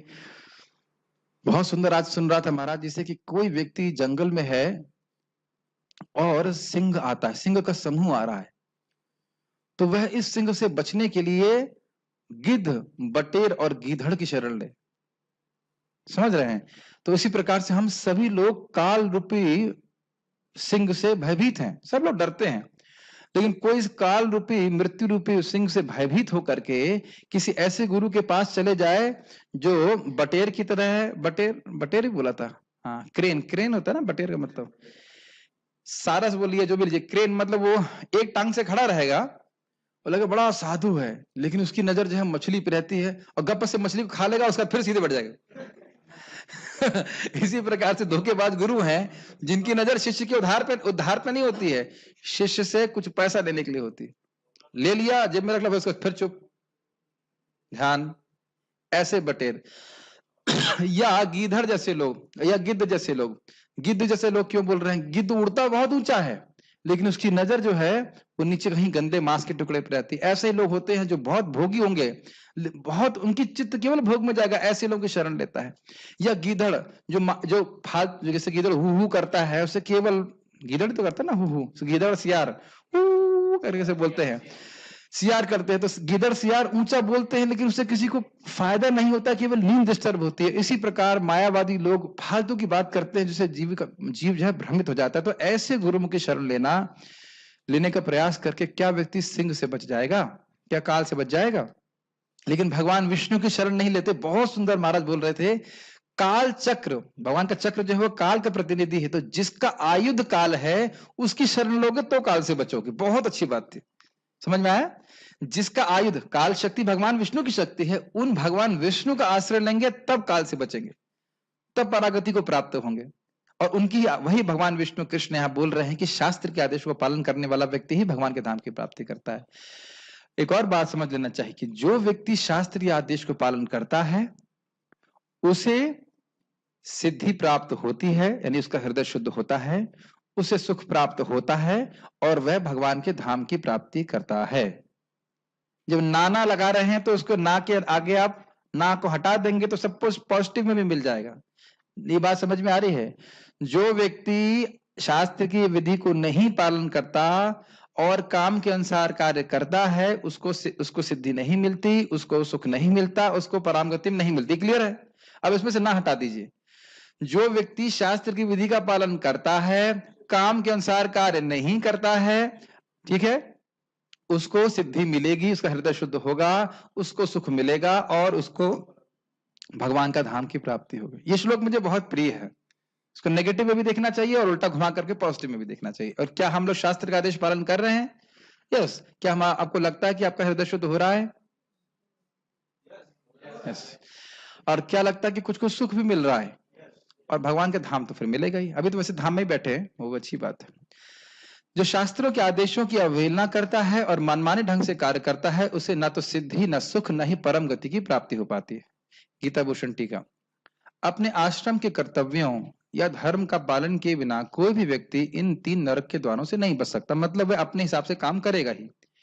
और स्वधर्म का पालन वर्णाश्रम के अनुसार शास्त्र आज्ञा का पालन किए बिना नहीं किया जा सकता। समझ में आई बात? मेरा, मान लीजिए मैं शूद्र हूं, तो शूद्र का क्या धर्म है हमें कैसे मालूम चलेगा? पार्थ, कैसे मालूम चलेगा? शास्त्र से। ब्राह्मण हूं मैं, तो ब्राह्मण का धर्म कैसे मालूम चलेगा? शास्त्र से। तो क्या बोल रहे हैं? बहुत सुंदर बात बोल रहे हैं, स्वधर्म का पालन किए बिना व्यक्ति शुद्ध नहीं हो सकता। और स्वधर्म मालूम कैसे चलेगा? शास्त्र से। जब शास्त्र ही नहीं सुनेगा समझेगा तो स्वधर्म क्या करेगा? बताइए। समझ में आ रहा है ना ये बात? ठीक। इसीलिए शास्त्र सुनना बहुत जरूरी है ताकि हम समझ सके हमारे लिए क्या कर्तव्य है, क्या कर्तव्य है। एक बहुत सुंदर बात भगवान का प्रेम प्राप्त करने के लिए मुझे मालूम चली है, लेकिन चलिए छोड़िए, आगे बढ़ते हैं। सुनना तो चाहते नहीं, हमें सुनना चाहते हैं। नारद मुनि स्वयं कहते हैं कि अगर कोई भगवत प्रेम प्राप्त करना चाहता है, मैं अभी इसको अप्लाई नहीं कर पा रहा हूं लेकिन याद मन में तो आया कम से कम कि उसको अपनी वाणी से, शरीर से, मन से ऐसे नम्रता का आचरण करना चाहिए।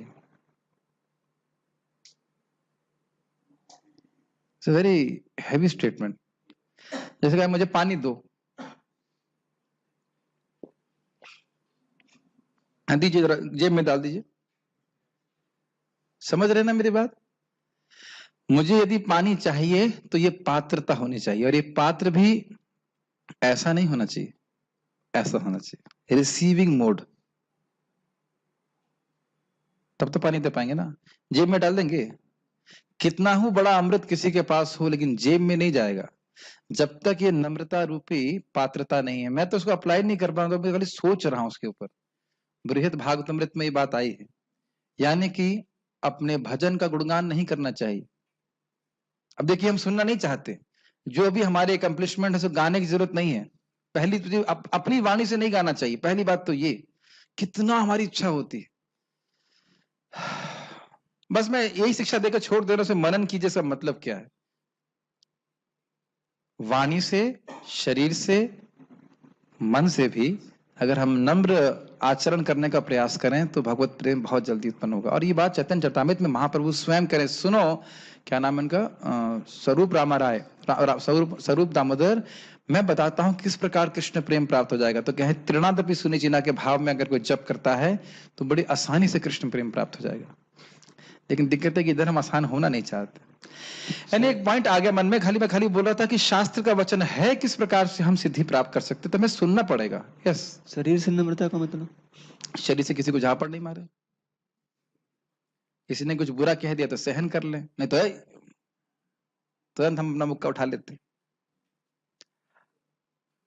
कभी कभी तो लोगों के चलने ढलने के व्यवहार से आप समझ सकते हैं कि बहुत अहंकारी हैं। गलत कह रहा हूं, समझ में आ रहा है? चलते हैं ना कुछ लोग, केवल चलने ढलने के है तरीके से आप समझ सकते हैं कि बहुत अहंकारी हैं। नहीं देखा आपने कभी? हाँ, ये बात याद आ गई, बहुत गंभीर बात थी। अरे हाँ, हम खाली बात कर रहे थे कि शास्त्र सुनने से हमें समझ में आएगा हमें क्या करना है। इसलिए बुद्धिमान व्यक्ति को शास्त्र के अनुसार कार्य करना चाहिए। किस लिए कार्य करना चाहिए? स्वधर्म पालन करेगा तो शुद्ध होगा, और स्वधर्म मालूम चलेगा शास्त्र से, शास्त्र के अनुसार चलना चाहिए। जो व्यक्ति स्वच्छंद आचरण करता है और अपने नियत कर्म नहीं करता है, अपितु जो शास्त्र में विहित है उसके विपरीत कार्य करता है, तो ऐसे व्यक्ति का हृदय शुद्ध नहीं हो पाता है, जो जीवन के लक्ष्य को प्राप्त करने के लिए आवश्यक है। तो फिर सुख और मुक्ति का तो कहना ही क्या है। समझ में आया? हृदय शुद्धि करने का, शुद्धि का मतलब, सिद्धि का मतलब हृदय शुद्ध होना, और उस जब हृदय शुद्ध होगा तब व्यक्ति का मन शांत होगा, शांति से भजन कर पाएगा, भजन करेगा भगवान के धाम चला जाएगा। ठीक, मेरा आज है इच्छा कि 16वां अध्याय पूरा कर दें। क्वेश्चन लास्ट में पूछेंगे, पूरा कर देते उसके बाद हम क्वेश्चन लेंगे।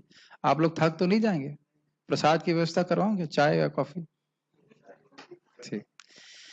तात्पर्य, जैसा कि पहले कहा जा चुका है, मानव समाज के विभिन्न आश्रमों तथा वर्णों के लिए शास्त्र विधि दी गई, स्पष्ट है। ये प्रथम श्लोक में, फर्स्ट सेकंड थर्ड में भगवान ने बताया था। प्रत्येक व्यक्ति को इन विधि विधानों का पालन करना होता है। यदि कोई इनका पालन ना करके काम, क्रोध और लोभवश स्वेच्छा से कार्य करता है तो उसे जीवन में कभी सिद्धि प्राप्त नहीं हो सकती। एग्जाम्पल के लिए, जैसे ब्राह्मण अगर नहाने से डर जाए और क्षत्रिय अगर लड़ने से डर जाए तो वह निम्न गति को प्राप्त होता है। ये समझ रहे हैं ना मेरी बात? समझ रहे हैं ना?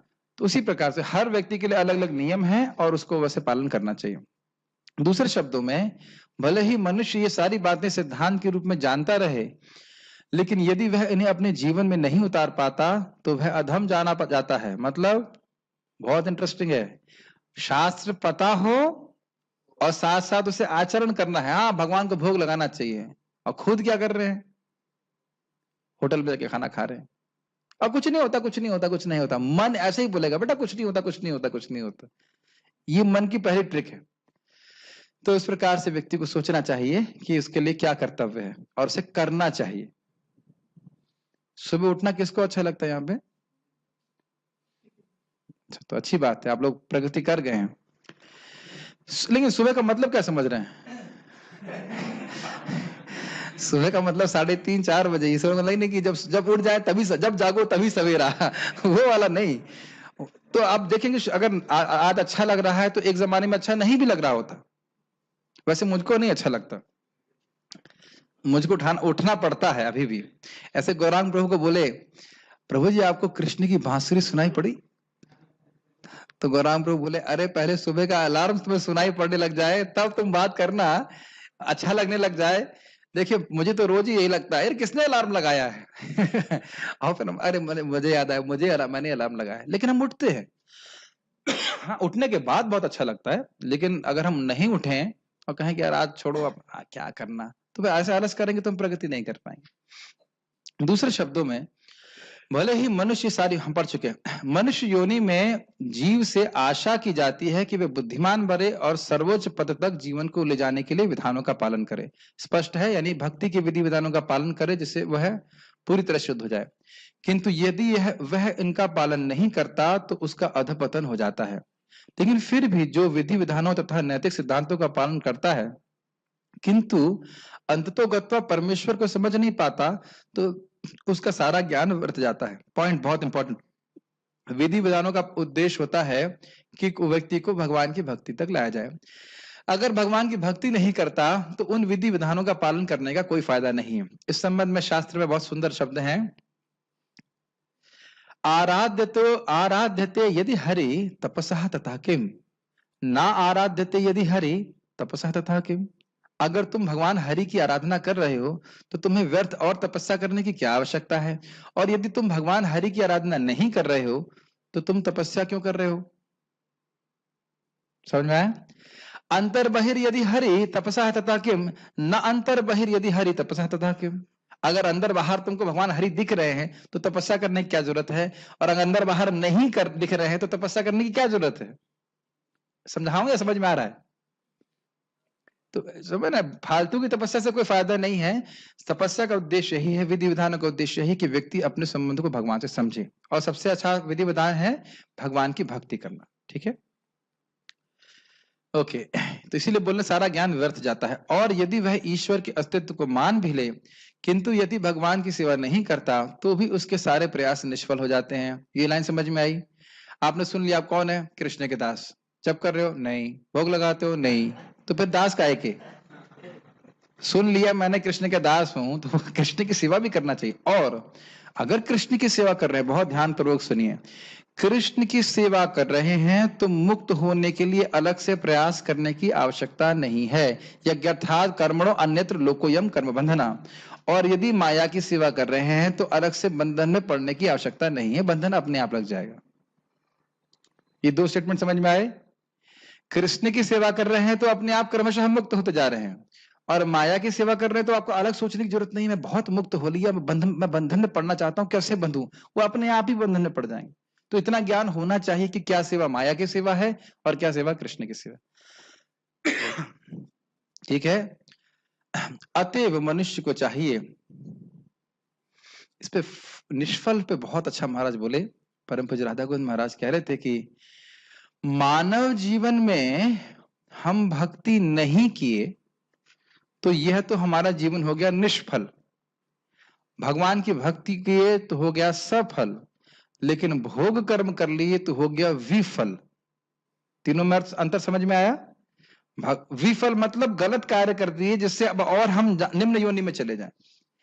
कुछ सात्विक कार्य करेंगे तो समझ में आ, चलो निष्फल हुआ, भगवान की भक्ति नहीं कर पाए, निष्फल हुआ, लेकिन कम से कम ऊपर गया। लेकिन अगर रजोगुण तमोगुण कार्य किए तो फिर हम विफल, उल्टा फल आ गया, नीचे के चले जाएंगे। इसलिए आवश्यक है कि व्यक्ति को भगवान के बारे में सुनना चाहिए और उसे बताना चाहिए, हमें बताना चाहिए कि क्या विधि विधानों का पालन करना चाहिए।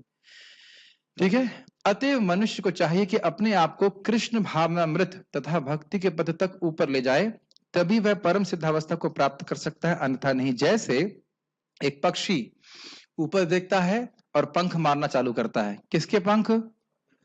अपने मारता है, दूसरा मदद नहीं करता कुछ उसमें। समझ में आया? अपने पंख हमने मारने हैं। कौन से कैसे पंख मारते हो? हरे कृष्णा कृष्णा कृष्णा हरे हरे, हरे राम राम राम हरे हरे। भगवान के धाम की तरफ उड़ते जाते हैं।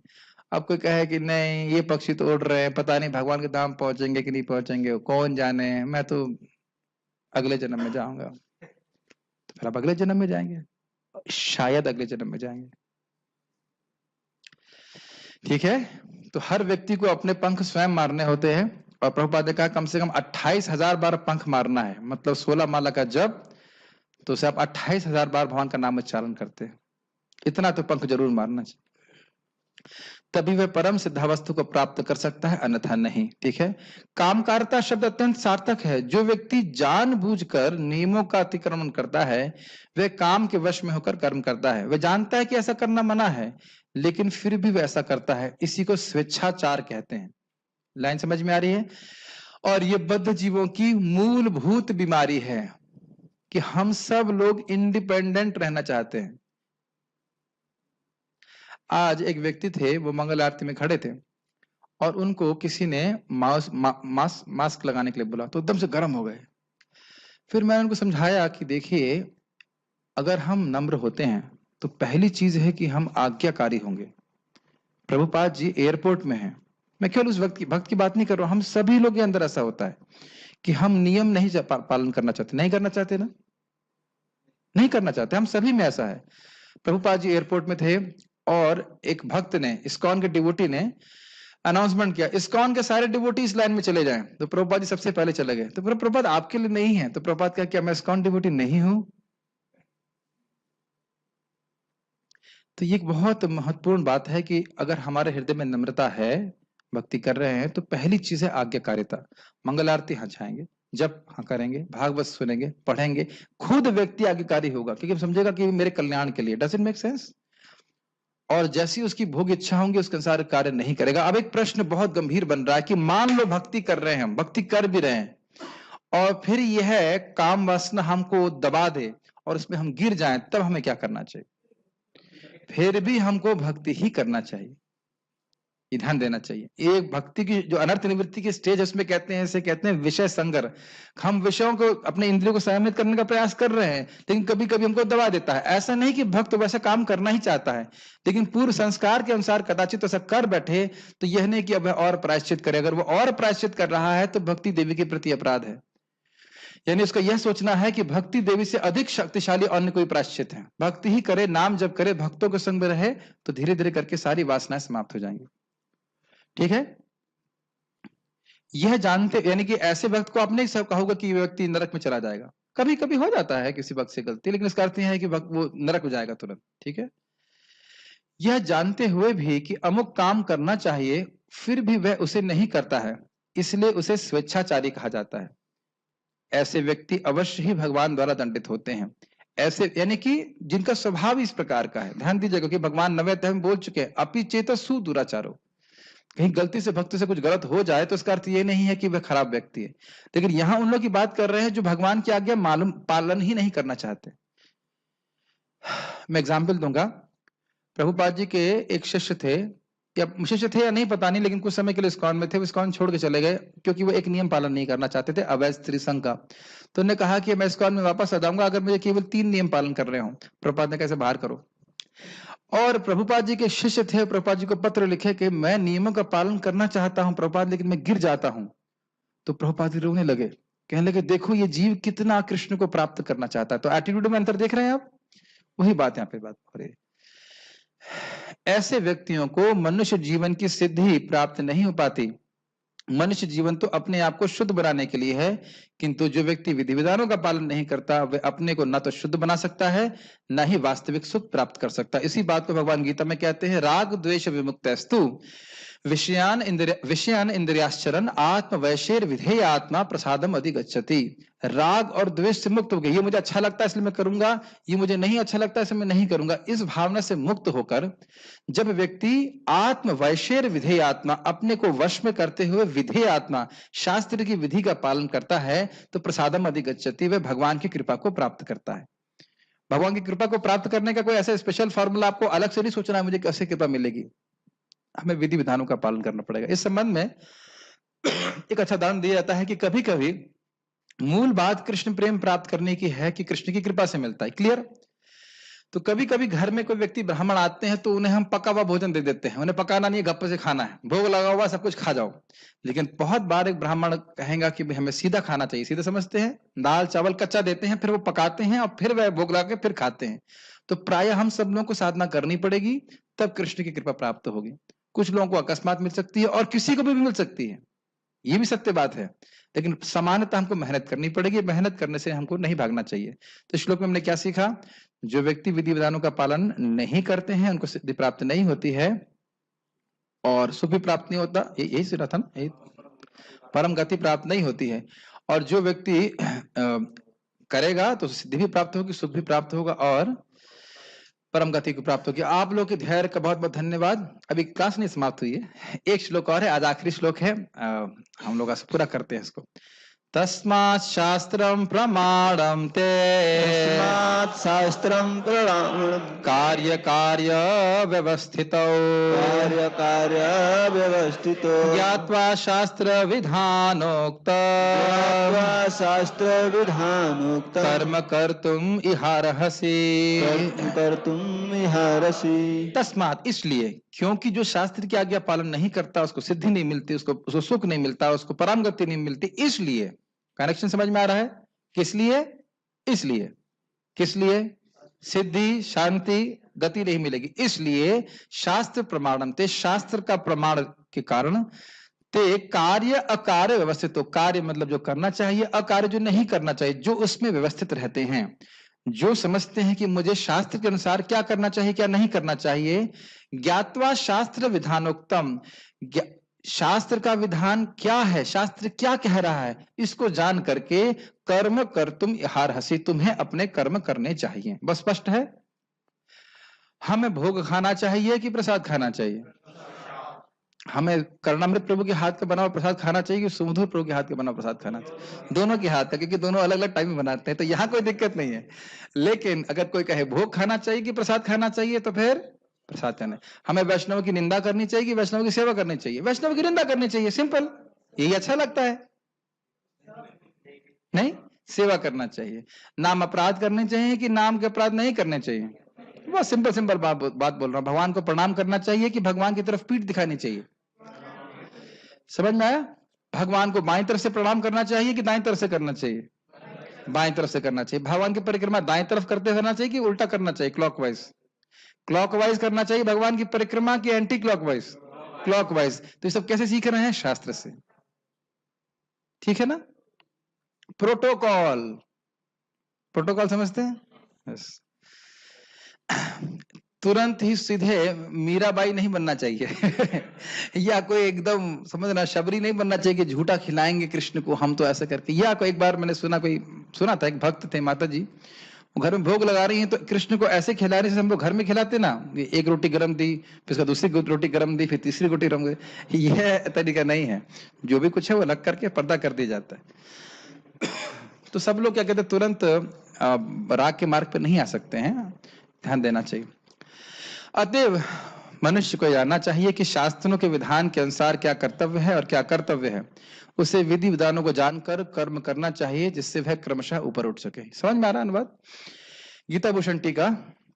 क्योंकि काम, क्रोध और लोभ जो शास्त्र के विरुद्ध हैं और जो व्यक्ति को जीवन के लक्ष्य से भ्रमित करने वाले हैं, इसलिए वेद रूपी शास्त्र जो पूर्ण और अपौरुषेय हैं, वे ही कार्य अकार्य के संबंध में प्रमाण है। थोड़ा समझिए, पूर्ण मतलब इसमें कोई गलती नहीं है, अपौरुषेय मतलब ये साक्षात भगवान विष्णु के निश्वास से प्रकट हुए हैं। ये किसी श्रीमान ब्राह्मण व्यक्ति ने लिखा नहीं है। ध्यान देना होगा कि वेद व्यास जी ने वेद लिखे नहीं है, केवल उसको लिपिबद्ध किया है, संकलित किया है। वेद शाश्वत हैं। ऐसा नहीं कि कुछ ब्राह्मणों ने अपना आधिपत्य जताने के लिए वेद लिख दिया गया, वेद उनको लिख दिया, ऐसा नहीं होता है। इसमें त्रुटियां नहीं हैं जो एक सामान्य भौतिक व्यक्ति में होती हैं। अरे मैंने वो कुछ कल बोला था, ऐसा नहीं है, कल वैसा है वैसा, ऐसा नहीं चेंज करते। वो जो वेद की बात है बिल्कुल सत्य है। गाय का गोबर पवित्र है और एक डॉक्टर का गोबर पवित्र नहीं है। समझ रहे ना मेरी बात? क्योंकि और जैसे शंख, क्या कहते हैं, शंख पवित्र है, एक जानवर की हड्डी, लेकिन मेरी खोपड़ी बजाएंगे तो वह पवित्र नहीं होगी। समझ रहे मेरी बात? तो ये क्यों है? क्योंकि वेद का वचन है, इसमें हम आर्ग्यूमेंट नहीं कर सकते। जो वाक्य समान लोगों के द्वारा रचित होते हैं उनमें दोष की संभावना होती है और इस कारण से वे प्रमाण नहीं है। कौन बोल रहा था मुझे भी? हम लोग जब प्रसाद पा रहे थे कि ये नहीं करना चाहिए, क्या था पूड़ी, हम उस दिन पूड़ी खा रहे थे, क्या बोला था? आंधी आ जाएगी, तूफान आ जाए, क्या? हाँ, जैसे बोल दिया कि जो पूड़ी के ऊपर जो पपड़ी होती है, छिलका जो भी कह लीजिए, वो नहीं खाना चाहिए, नहीं तो आंधी आ जाएगी। अब उनसे पूछो कि अब प्रभु जी कह रहे थे, अरे भाई ये तो बड़ा अच्छा लगता है, क्रंची है, तो प्रसाद में अब पूड़ी का छिलका नहीं खाएंगे, अगर खाएंगे तो आंधी आ जाएगी। तुमसे पूछो कौन से शास्त्र में लिखा है? इसे कहते हैं लौकिक शास्त्र। हाँ, तो भगवान का प्रसाद ग्रहण करे, उसमें सब बातें नहीं सोचनी चाहिए। नोट, 4 दोष इस प्रकार से हैं, यानी जो सामान्य लोग जीवन में करते हैं। भ्रम मतलब गलती, गलती मतलब कुछ देख रहे हैं लेकिन ठीक से समझ नहीं पा रहे। कर्ण पाटव मतलब इंद्रियों की अपूर्णता, जैसे आप चीनी को नींबू के बाद खाएंगे तो चीनी अजीब से ऐसे कुछ है ना, चीनी को नींबू के बाद खाएंगे तो चीनी कड़वी सी लगेगी, ऐसा मैंने सुना है। ऐसा होता है ना, इस प्रकार से होता है। और या फिर आपने बहुत मीठी खीर खाई और उसके बाद फल खाएंगे तो फल खाएंगे तो फल तो फीका है, ऐसा होता है कि नहीं। तो यानी इंद्रियां हमारी अपूर्ण है। हमारी आंखें सबसे नजदीक वस्तु को नहीं देख पाती, वो है हमारी पलक, नहीं देख पाती ना। तो इस प्रकार से हमारी इंद्रियां अपूर्ण है। प्रमाद मतलब देख रहा है लेकिन ध्यान कहीं और है, समझ नहीं पाया। और विप्रलुषा मतलब धोखा देने की प्रवृत्ति, नहीं समझ पाया है, गलती कर रहा है, अब छुपाने के लिए धोखा दे रहा है। ठीक है, इसकी बहुत बड़ी व्याख्या हम नहीं करना चाहते, अलग से पढ़ाते हैं। लेकिन मेन बात यह कि सामान्य ज्ञान में व्यक्ति को ठीक ठीक ज्ञान प्राप्त नहीं होता, लेकिन वैदिक ज्ञान अपौरुषेय है, पूर्ण है, उसको यथावत स्वीकार करना चाहिए। कृष्ण भगवान है कि नहीं, बिल्कुल है। गीता भागवत में बिल्कुल स्पष्ट लिखा, उसमें कोई डाउट नहीं। इसलिए शास्त्र में कार्य और अकार्य के संबंध में जो विधि निषेध दिए गए हैं वे आज्ञा के रूप में हैं, अर्थात व्यक्ति को यह करना चाहिए और यह नहीं करना चाहिए। तो स्पष्ट है, शास्त्र बोल रहा है कि हमें भगवान का श्रवण करना चाहिए, कीर्तन करना चाहिए, स्मरण करना चाहिए, पूजन करना चाहिए। बोलता है कि नहीं, श्रोतव्य, श्रोतव्य मतलब आज्ञा में तुम्हें सुनना चाहिए भगवान के बारे में। कीर्तितव्य, सुनने के बाद बोलना चाहिए। स्मर्तव्य, तुम्हें सुनना चाहिए यदि तुम इच्छा से तुम भय से मुक्त होना चाहते हो। ठीक है, समझ में आ रहा है। विहित और निषिद्ध कर्मों के विषय में जानकर तुमको युद्ध और यज्ञ आदि विहित कर्म करने चाहिए ताकि लोगों को शिक्षा प्राप्त हो सके। साथ ही निषिद्ध कर्मों से तुमको बचना चाहिए। ध्यान दीजिए, अर्जुन को भगवान क्या आज्ञा दे रहे हैं, तुम वर्णाश्रम के अनुसार क्षत्रिय की तरह लड़ो, ताकि जिन लोगों को वर्णाश्रम पालन करने की आवश्यकता है वह तुम्हारे आचरण से वर्णाश्रम को करें।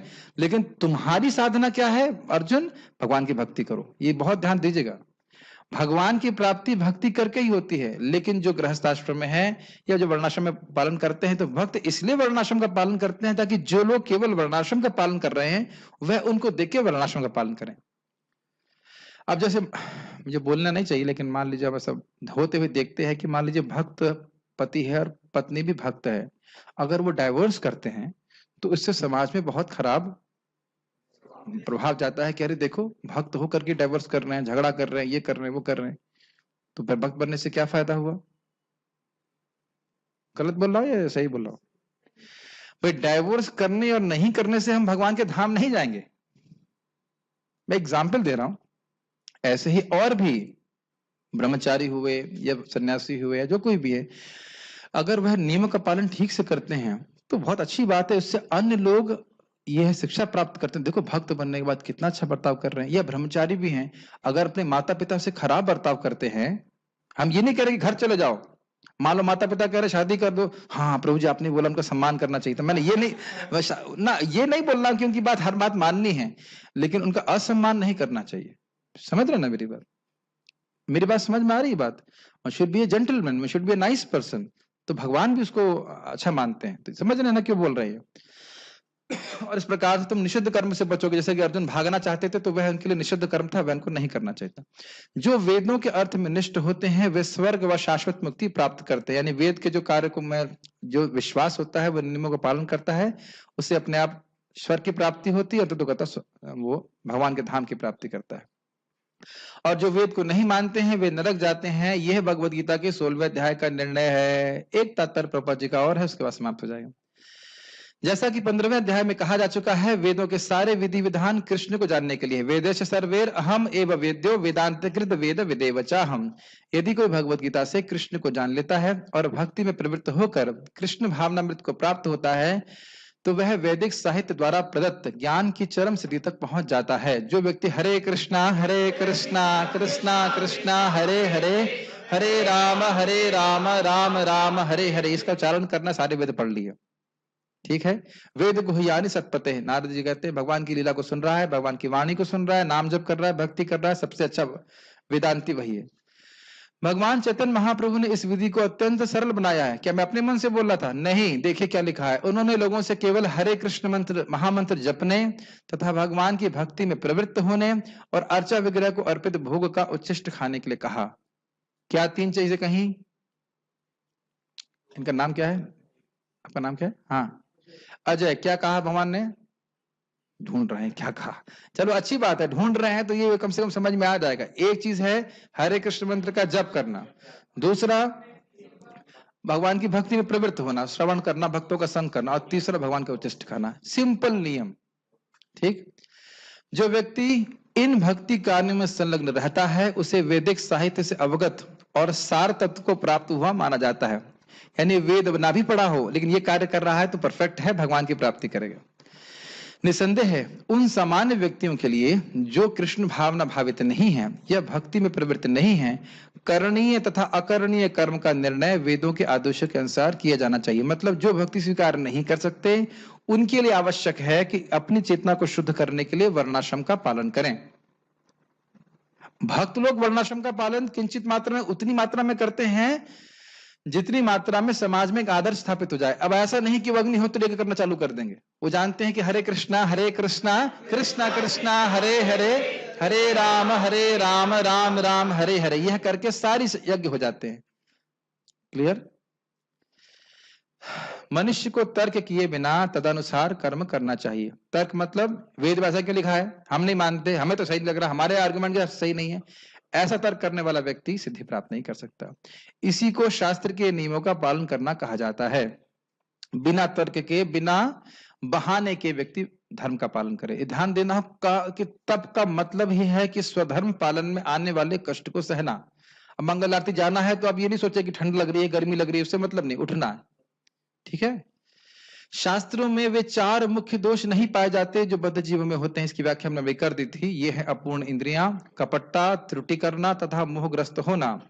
इन चारों दोषों के कारण बद्ध जीव विधि विधान बनाने के लिए अयोग्य होता है। अतएव विधि विधान जिनका उल्लेख शास्त्र में होता है, जो इन दोषों से परे होते हैं, सभी बड़े बड़े महात्माओं, आचार्यों तथा पुरुषों द्वारा बिना किसी परिवर्तन के स्वीकार कर ली जाते हैं। सिंपल शब्दों में, लॉ जो रियल धर्म है वह हमारे आपके द्वारा नहीं बनाया जा सकता, वह भगवान के द्वारा दिया जाता है। क्या है? धर्मम तो साक्षात भगवत प्रणीतम। तो जो भगवान ने धर्म का आदेश दिए उसी को ऋषि मुनियों ने लिपिबद्ध किया है ताकि हम समझ सके हमें क्या खाना चाहिए, हमें क्या सोना चाहिए, क्या करना चाहिए, सब बताया गया है। तो उसके अनुसार उसको आचारगण स्वीकार करके हमको बताते हैं ताकि हम उसको कर सकें।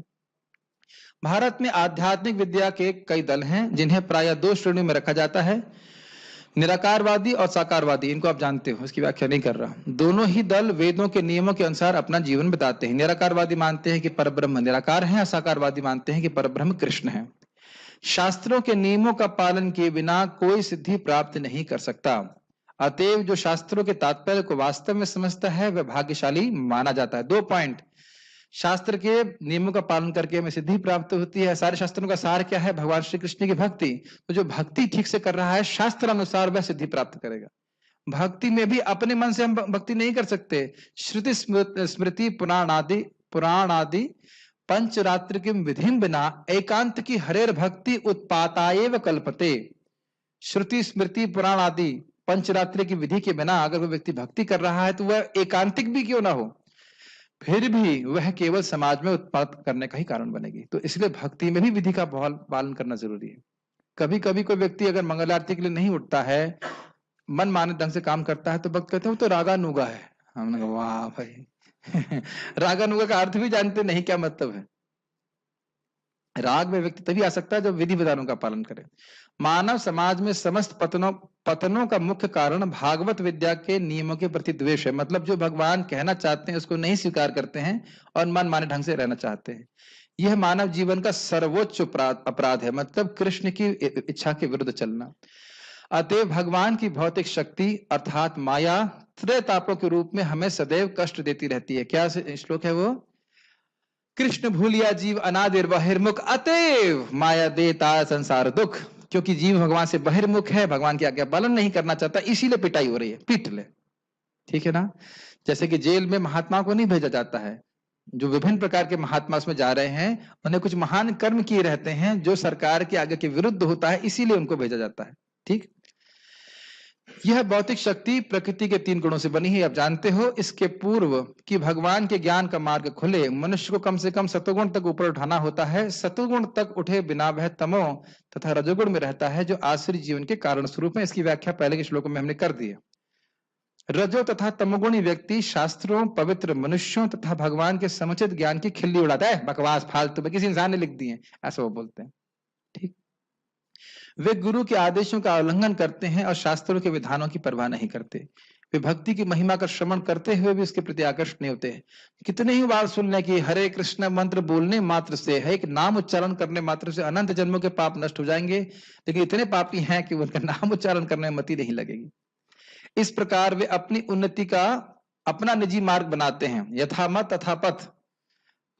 भाई हम नहीं मानते, जैसे हमारे आईटी में व्यक्ति था, वो सिगरेट पीता था और तथाकथित वेदांती था।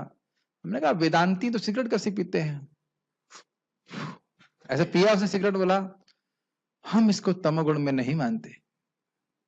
हमने कहा यही आपका तमोगुण है, सिगरेट के छल्ले उड़ा रहा है और दूसरा आपने वेदांत है। तो ये ऐसे स्थिति है। तो आप कहते हैं हमसे कोई फर्क नहीं पड़ता, कुछ भी खाइए पीजिए, आप भजन you can be spiritual, you can भजन कर सकते हैं इसमें, लेकिन ऐसा नहीं है। भोजन का बहुत फर्क पड़ता है भजन में। मानव समाज के यही कतिपय दोष हैं जिनके कारण आसुरी जीवन बिताना पड़ता है, किंतु यदि उपयुक्त तथा प्रमाणिक गुरु का मार्गदर्शन प्राप्त हो जाता है तो उसका जीवन सफल हो जाता है, क्योंकि गुरु उच्च पद की ओर उन्नति का मार्ग दिखा सकता है। तो बड़ा स्पष्ट है, प्रमाणिक गुरु बताते हैं कि किस प्रकार से प्रमाणिक रूप से भक्ति करके व्यक्ति भगवान की प्राप्ति करता है। यहाँ क्लास समाप्त होती है। प्रश्न मैं देख लेता हूँ, प्रश्न अगर बहुत सारे हैं, अगर थक गए हैं तो जरूर। काम शब्द का थोड़ा विस्तार से बताया। काम मतलब अपनी इंद्रिय तृप्ति की इच्छा, भगवान की इच्छा के अनुसार नहीं चलना। पहले मैं एक दिन में 5 से 7 सिगरेट पीता था और अब जिस दिन से क्लास से जुड़ा हूं मैं ही नहीं करता, मन ही नहीं करता है, पिस्टल को हाथ में ही रखा हूं। पिस्टल, ओ अच्छा, पिस्टल, हरे कृष्ण, हाँ बहुत अच्छा। और आप सुबह भी आ सकते हैं, हमारे जप में हम लोग सुबह खूब फायरिंग करते हैं। खूब जम के फायरिंग करते हैं। हरे कृष्णा कृष्णा कृष्णा हरे हरे, हरे राम राम राम हरे हरे। आज मैं सुबह बता रहा था कि जब में एक 11 साल की बच्ची थी और एक वृद्ध व्यक्ति भी थे। तो मैंने कहा जैसे महाभारत में अभिमन्यु भी थे 16 साल के और भीष्म पितामह भी थे, उसी तरह इस युद्ध में सब लोग गोलियां चला रहे हैं। छोटा बच्चा भी गोली चला रहा है, शास्त्र मतलब हरे कृष्ण मंत्र बोल रहा है, और बुढ़े व्यक्ति भी चला रहे हैं। तो आप भी इसमें स्वागत है, आप आएंगे तो गोली चलाने में और आनंद आएगा, मतलब हरे कृष्ण मंत्र में। अगर हम 16 माला करते हैं और 4 नियम का पालन करते हैं तो क्या हम निश्चित रूप से गोलोक धाम जाएंगे? नहीं, हम लोग फालतू में कर रहे हैं ऐसे। प्रभुपाद जी ऐसे झूठ बोल रहे हैं आपको, इसीलिए ऐसा बोले हैं ताकि आप 16 माला करो, टाइम बर्बाद करो। इसमें कोई संदेह नहीं होना चाहिए। देखिए क्या नाम था, वसुदेव दत्त जी ने महाप्रभु को बोला कि मैं चाहता हूं कि सभी को अब अपने धाम में ले जाइए और मैं नरक भोगूं, उनका कर्म भोगूं। तो महाप्रभु कहते हैं वासुदेव, कृष्ण इतने क्या कहते हैं इसको, इतने असमर्थ नहीं है। उनके लिए पूरा एक ब्रह्मांड कैसा है, सरसों के दाने जैसा। किसी व्यक्ति के जेब से सरसों का दाना गिर जाए तो कोई उसका नुकसान ही नहीं मानता है। तो एक वैष्णव की इच्छा से पूरा ब्रह्मांड के जीवों का उद्धार हो जाता है। भगवान प्रभुपाद जी आचार्य हैं तो इसलिए कह रहे हैं कम से कम 16 माला तो करो, कुछ तो करो, नहीं तो उनकी इच्छा मात्र से सबको लेके जा सकते हैं। समझना चाहिए, इसमें कोई डाउट नहीं करना चाहिए। और आप लोगों को बताना चाहता हूं, सुदामा महाराज, मैं कई बार एग्जाम्पल देता हूं। सुदामा महाराज सन्यासी थे। प्रभुपाद जी अपने शिष्यों के संग बैठे हुए थे, कहा जापान कौन जाएगा प्रचार करने? कहा मैं जाऊंगा, हाथ खड़ा किया। प्रभुपाद ने कहा तुम जाओगे भगवत धाम, ये हाथ खड़ा करने के लिए, मेरी आज्ञा मानने के लिए तुम भगवान के धाम जाओगे। वहां गए, प्रचार किया, जितना हुआ सो हुआ, उनको पतन हो गया, उनको एड्स हो गया। समझ रहे क्या किया होगा उनने, और भक्ति से बिल्कुल छूट गए। और मृत्यु के थोड़ा समय पहले फिर भक्तों के संग में आए, और फिर जब शरीर छोड़ रहे थे बोले Prabhupada you have come to take me, and I left his body. तो ये जब ऐसे जिसने भी प्रभुपाद की सेवा की, जैसे देवामृत महाराज बता रहे थे कि जब चैतन्य चरितामृत छप रहा था तो प्रभुपाद ने कहा जिसने भी इसमें मदद करी है वो निश्चित भगवत धाम जाएगा। तो कह रहे हैं मैं अब निश्चिंत हूं, चाहे जगत में जीवन में कुछ भी करूं, मेरा टिकट कंफर्म्ड है। परम पूज्य जयप्रताप महाराज बोलते हैं जो कहता है कि 16 माला 4 नियम करने वाला भगवान के धाम नहीं जाएगा, उसकी गारंटी मैं नहीं ले सकता, लेकिन उसकी गारंटी जरूर ले रहा हूं जो 16 माला कर रहा है, 4 नियम का पालन कर रहा है। ये प्रभुपाद जी की वचन है, समझना चाहिए, इसमें कोई डाउट नहीं होना चाहिए। ध्रुव लोक जाने के बाद फिर इस भौतिक जगत में फॉल डाउन होता है? नहीं। और अगर कोई ध्रुव लोक पहुंच जाता है तो क्या वो वहां पर भक्ति करके डायरेक्ट वैकुंठ चला जाता? वो वैकुंठ जगत ही है। मार्गदर्शन करिए। मार्गदर्शन मैं आपको ध्रुव लोक के लिए नहीं कर रहा हूं। ये तो एक बात बोल रहे हैं कि सुनेगा तो ध्रुव लोक की प्राप्ति हो जाती है, मार्गदर्शन तो गोलोक की प्राप्ति करने के लिए। ठीक है। हाँ, आप एक बात ध्यान रखिए, मैं एक सच्ची घटना बता रहा हूं। सच्ची घटना सुनना चाहते हैं? थोड़ा सुन लीजिए। मैं नाम नहीं रखना चाहता, रख दूं? प्रबोधानंद महाराज बता रहे थे, नहीं चलिए मुंह से निकल गया तो नाम आ गया, खुद मुझे बताए। कह रहे थे कि 24 साल नहीं, नाम नहीं रखना चाहिए था, लेकिन चलिए बोल दे रहा हूं। उन्हें बोला कि 24 साल से भक्ति कर रहा था, लग रहा था कुछ परिवर्तन नहीं हो रहा है, मैं फ्रस्ट्रेट हो गया था, मैं राधा कुंड जाना चाह रहा था और सोच लिया था कि अगले दिन मैं राधा कुंड जाऊंगा, बस भजन ही करूंगा। ये प्रभुपाद जी उनको स्वप्न आया, प्रभुपाद जी समाधि से बाहर आ रहे हैं और प्रभुपाद जी कह रहे हैं नहीं, तुम संन्यास लो, तुम प्रचार करो और तुम्हारा परफेक्शन जो कुछ भी है वो मैं कृपा करूंगा। तो आप देख रहे महाराज किस प्रकार से अच्छे से प्रचार कर रहे हैं, भक्ति कर रहे हैं। ये समझना होगा कि कृष्ण प्रेम साधु कृपा नाम बिना प्रेम नहीं होए। हमें प्रभुपाद जी को प्रसन्न करना है, प्रभुपाद जी की कृपा से हमें भगवत प्रेम प्राप्त हो जाएगा। जैसे मैंने आपको बताया था, प्रभुपाद जी की शिष्या हैं, शिष्या थी सॉरी, वो शरीर छोड़ने से पहले ही उनको अपना स्वरूप प्राप्त समझ में आ गया कि यशोदा माँ की असिस्टेंट हैं, उन छोटी लड़की हैं, उनका नित्य सेवा है, कृष्ण का टिफिन पैक करना, सब कुछ मालूम चल गया था 1.5 साल पहले। और ये एक प्रामाणिक वैष्णव ने लिखा, शिवराम महाराज, उन्होंने वो पुस्तक लिखी है, सिंपल फॉर द सिंपल। जो प्रभुपाद ने बोल दिया उसको अक्षरश पालन करें, निश्चित रूप से भगवत प्राप्ति होगी। बस वैष्णवों का हम सेवा का भावना रखें, वैष्णव की निंदा ना करें। समझ रहे हैं? कोई डाउट नहीं है। मॉर्निंग में नहीं उठ पाती, मैं बहुत कोशिश करती हूँ फिर भी नहीं उठ पाती। प्लीज मुझे ब्लेसिंग दीजिए कि मॉर्निंग में उठें। आप मेरे अकाउंट में 10,000 रुपए डलवा दीजिए और मैं आपको ब्लेसिंग भेज दूंगा। ये सब क्या बात है, मैं उठ नहीं पाती। अब टाइप कर पा रही हैं तो इतनी तो अकल आ गई कि टाइप कैसे करना है, isn't it? अब मैं कह दूं सुबह आपको 50,000 रुपए मिलेंगे सुबह 3:30 बजे, तो पूरी रात नहीं सोएंगे। है कि नहीं? है कि नहीं? और खुद सोचना चाहिए कि 50,000 मिलेंगे, मैं उसके बाद कहूं कि गोली मार दूंगा मर जाओगी, तो उस 50,000 रुपए क्या कमाएंगे बताओ? और जो आपने 28,000 आपने हरे कृष्ण मंत्र करोगे वह तो जन्म जन्मांतर काम आने वाले हैं। तो उसके लिए आप स्वयं प्रयास करें। बस एक ध्यान रखिए, जो कोई भी सुन रहे हैं, रात के समय भर भर के खाएंगे तो सुबह आप भर भर के सोएंगे। तो इसलिए सूर्य अस्त होने के पहले आपका डिनर हो जाना चाहिए और उसके बाद इस समय आप 8:30 बजे दूध पी सकते हैं। तो इस प्रकार से होगा। क्षमा कीजिएगा, मैं थोड़ा सा टफ बोला था, लेकिन इतना कोई दिक्कत नहीं होनी चाहिए, इससे उठ सकते हैं। ब्लेसिंग भिजवा दूंगा मैं आपको व्हाट्सएप से। यूट्यूब पे कल का लेक्चर अपलोड नहीं हुआ, नेट स्लो है, क्या करूं? अच्छा, स्काई में जो चमकीला स्टार दिखाई देता है, क्या वही वैकुंठ लोक है, ध्रुव लोक है? यस। आप बोल रहे थे जिनके अंदर रजोगुण होगा वो कभी सुखी नहीं हो सकता है, तो प्रभु जी फिजिकल डिजायर तो सबके अंदर होता ही है, तो सन्यासी को छोड़कर तो जो सन्यासी नहीं होते तो वो कभी सुखी नहीं हो सकता अपनी जीवन में। गलत, ये बात नहीं बोली जा रही है। हम रजोगुण तमोगुण से प्रभावित हैं, उसमें कोई डाउट नहीं, लेकिन हम भक्ति करते हैं तो क्या है, तदा रजस तमो भावा काम लोभ दयश्चये चेतेर एतेर अनाविदम सतम सत्वे प्रसिद्धति। ये केवल सन्यासी के लिए नहीं बोला जा रहा है। जो व्यक्ति कृष्ण कथा सुनता है, भगवान की भक्ति करता है, नाम जप करता है, क्रमशः धीरे धीरे उसके हृदय से ये जो दुब्बार लगे हुए रजोगुण और तमोगुण के वो निकलते हैं और व्यक्ति अब सुखी होने लगता है। जैसे अभी आपने बोला कि सुबह उठना अच्छा लगता है, बचपन से अच्छा लगता है। क्यों भाई? बचपन से ही आप पैदा होते, मम्मी मेरी माला कहाँ है? ये तो कोई बोला नहीं। तो रजोगुण तमोगुण से ही आते हैं, लेकिन हम भक्तों के संग आते आते फिर अब जब करने लगते सफाई हो जाती है। विष्णु भगवान जहां रहते हैं वो वैकुंठ लोक और ध्रुव लोक दोनों अलग हैं या सेम है? नहीं, ध्रुव लोक इसी जगत में है, लेकिन वो वैकुंठ है भगवान की इच्छा से, और वहां भगवान भी विद्यमान रहते हैं, ध्रुव महाराज भी वहां पे रहते हैं। और कोई प्रश्न है किसी का? यस प्रभु जी पूछ लीजिए,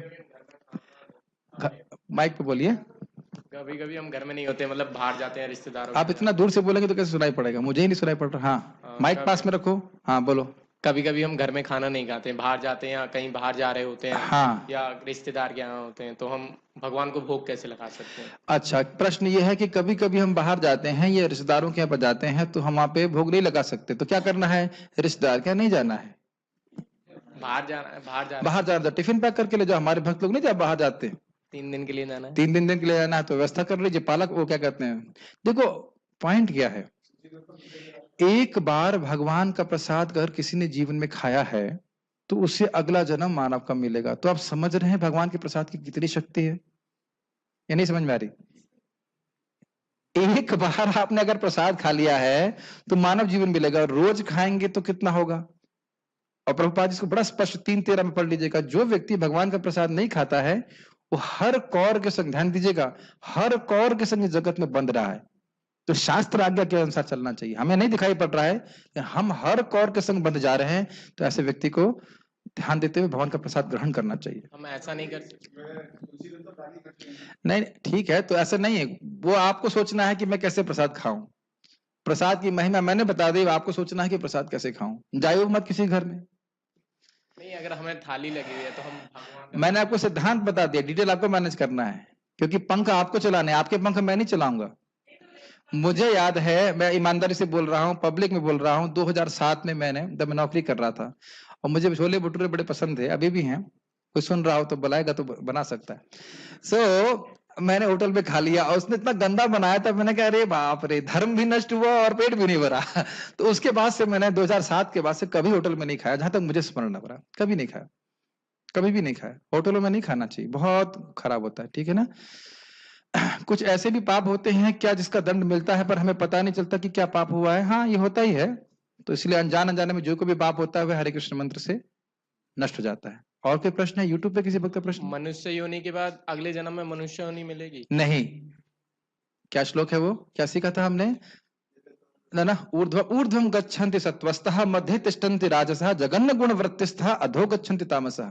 जो व्यक्ति सतोगुण है वो देवता बनेगा, जो रजोगुणी है वो मनुष्य बनेगा, और जो तमोगुणी है वो सीधे नीचे की योनि में जाएगा। और अगर भगवान का भक्त है तो फिर दिव्य शरीर प्राप्त होगा। कुछ और प्रश्न है किसी भक्त का? थोड़ा समय देखो रहा है, बस हम प्रश्न को लेकर रुक जाएंगे। यस प्रभु। हमें टेक्नोलॉजी और दवाइयाँ कितनी बनानी चाहिए जिससे हमारी भक्ति हो सके, जिससे बनानी चाहिए। हाँ, आप जिससे हम टेक्नोलॉजी कोई बनाते हो? बाधा ना आए भक्ति करने में। कृष्ण कॉन्शियसनेस, टेक्नोलॉजी और दवाइयाँ कितनी? टेक्नोलॉजी का उपयोग कृष्ण कथा के श्रवण के लिए करना चाहिए, जैसे कि हम लोग जूम का उपयोग कर रहे हैं, तो उसमें कोई दिक्कत नहीं है। और दवाई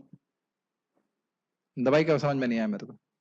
आगे भौतिक पढ़ाई लिखाई कितना करें और पैसा कितना कमाएं जिससे भक्ति कर सकें? ये बहुत अच्छा प्रश्न है। देखिए, धन उतना कमाना चाहिए जिससे आपके भक्ति का निर्वाह हो जाए, बहुत ज्यादा इकट्ठा करने के चक्कर में नहीं होना चाहिए। अच्छे और से पढ़ाई लिखाई उतना कर लीजिए जिससे कि आपका, मैं समझता हूँ 40,000 50,000 रुपए सफिशिएंट है, अभी कम है। नहीं प्रभु जी, थोड़ी कम है। कम से कम लाख रुपए तो आना ही चाहिए। 15-20 घंटे काम करेंगे तब तो काम बनेगा। नहीं, 8 घंटे काम करे व्यक्ति, उससे जितना हो जाता है हो जाना चाहिए। 14-15 घंटे काम नहीं करना चाहिए। यस, अच्छे से बिना मार्ग से भटकें, क्योंकि ज्यादा भौतिक सुख सुविधा से भक्ति डगमगा जाती है। बिल्कुल सही कह रहे हैं। इसलिए सुबह शाम श्रवण कीर्तन का मौका मिलना चाहिए, भले ही वह व्यक्ति भक्ति में क्यों न रहे। हाँ सही कह रहे हैं। तो इसके प्रश्न का हम उत्तर कल देंगे, क्योंकि अभी समय बहुत हो गया है। श्रीमद् भगवद गीता की जय, श्रील प्रभुपाद की जय।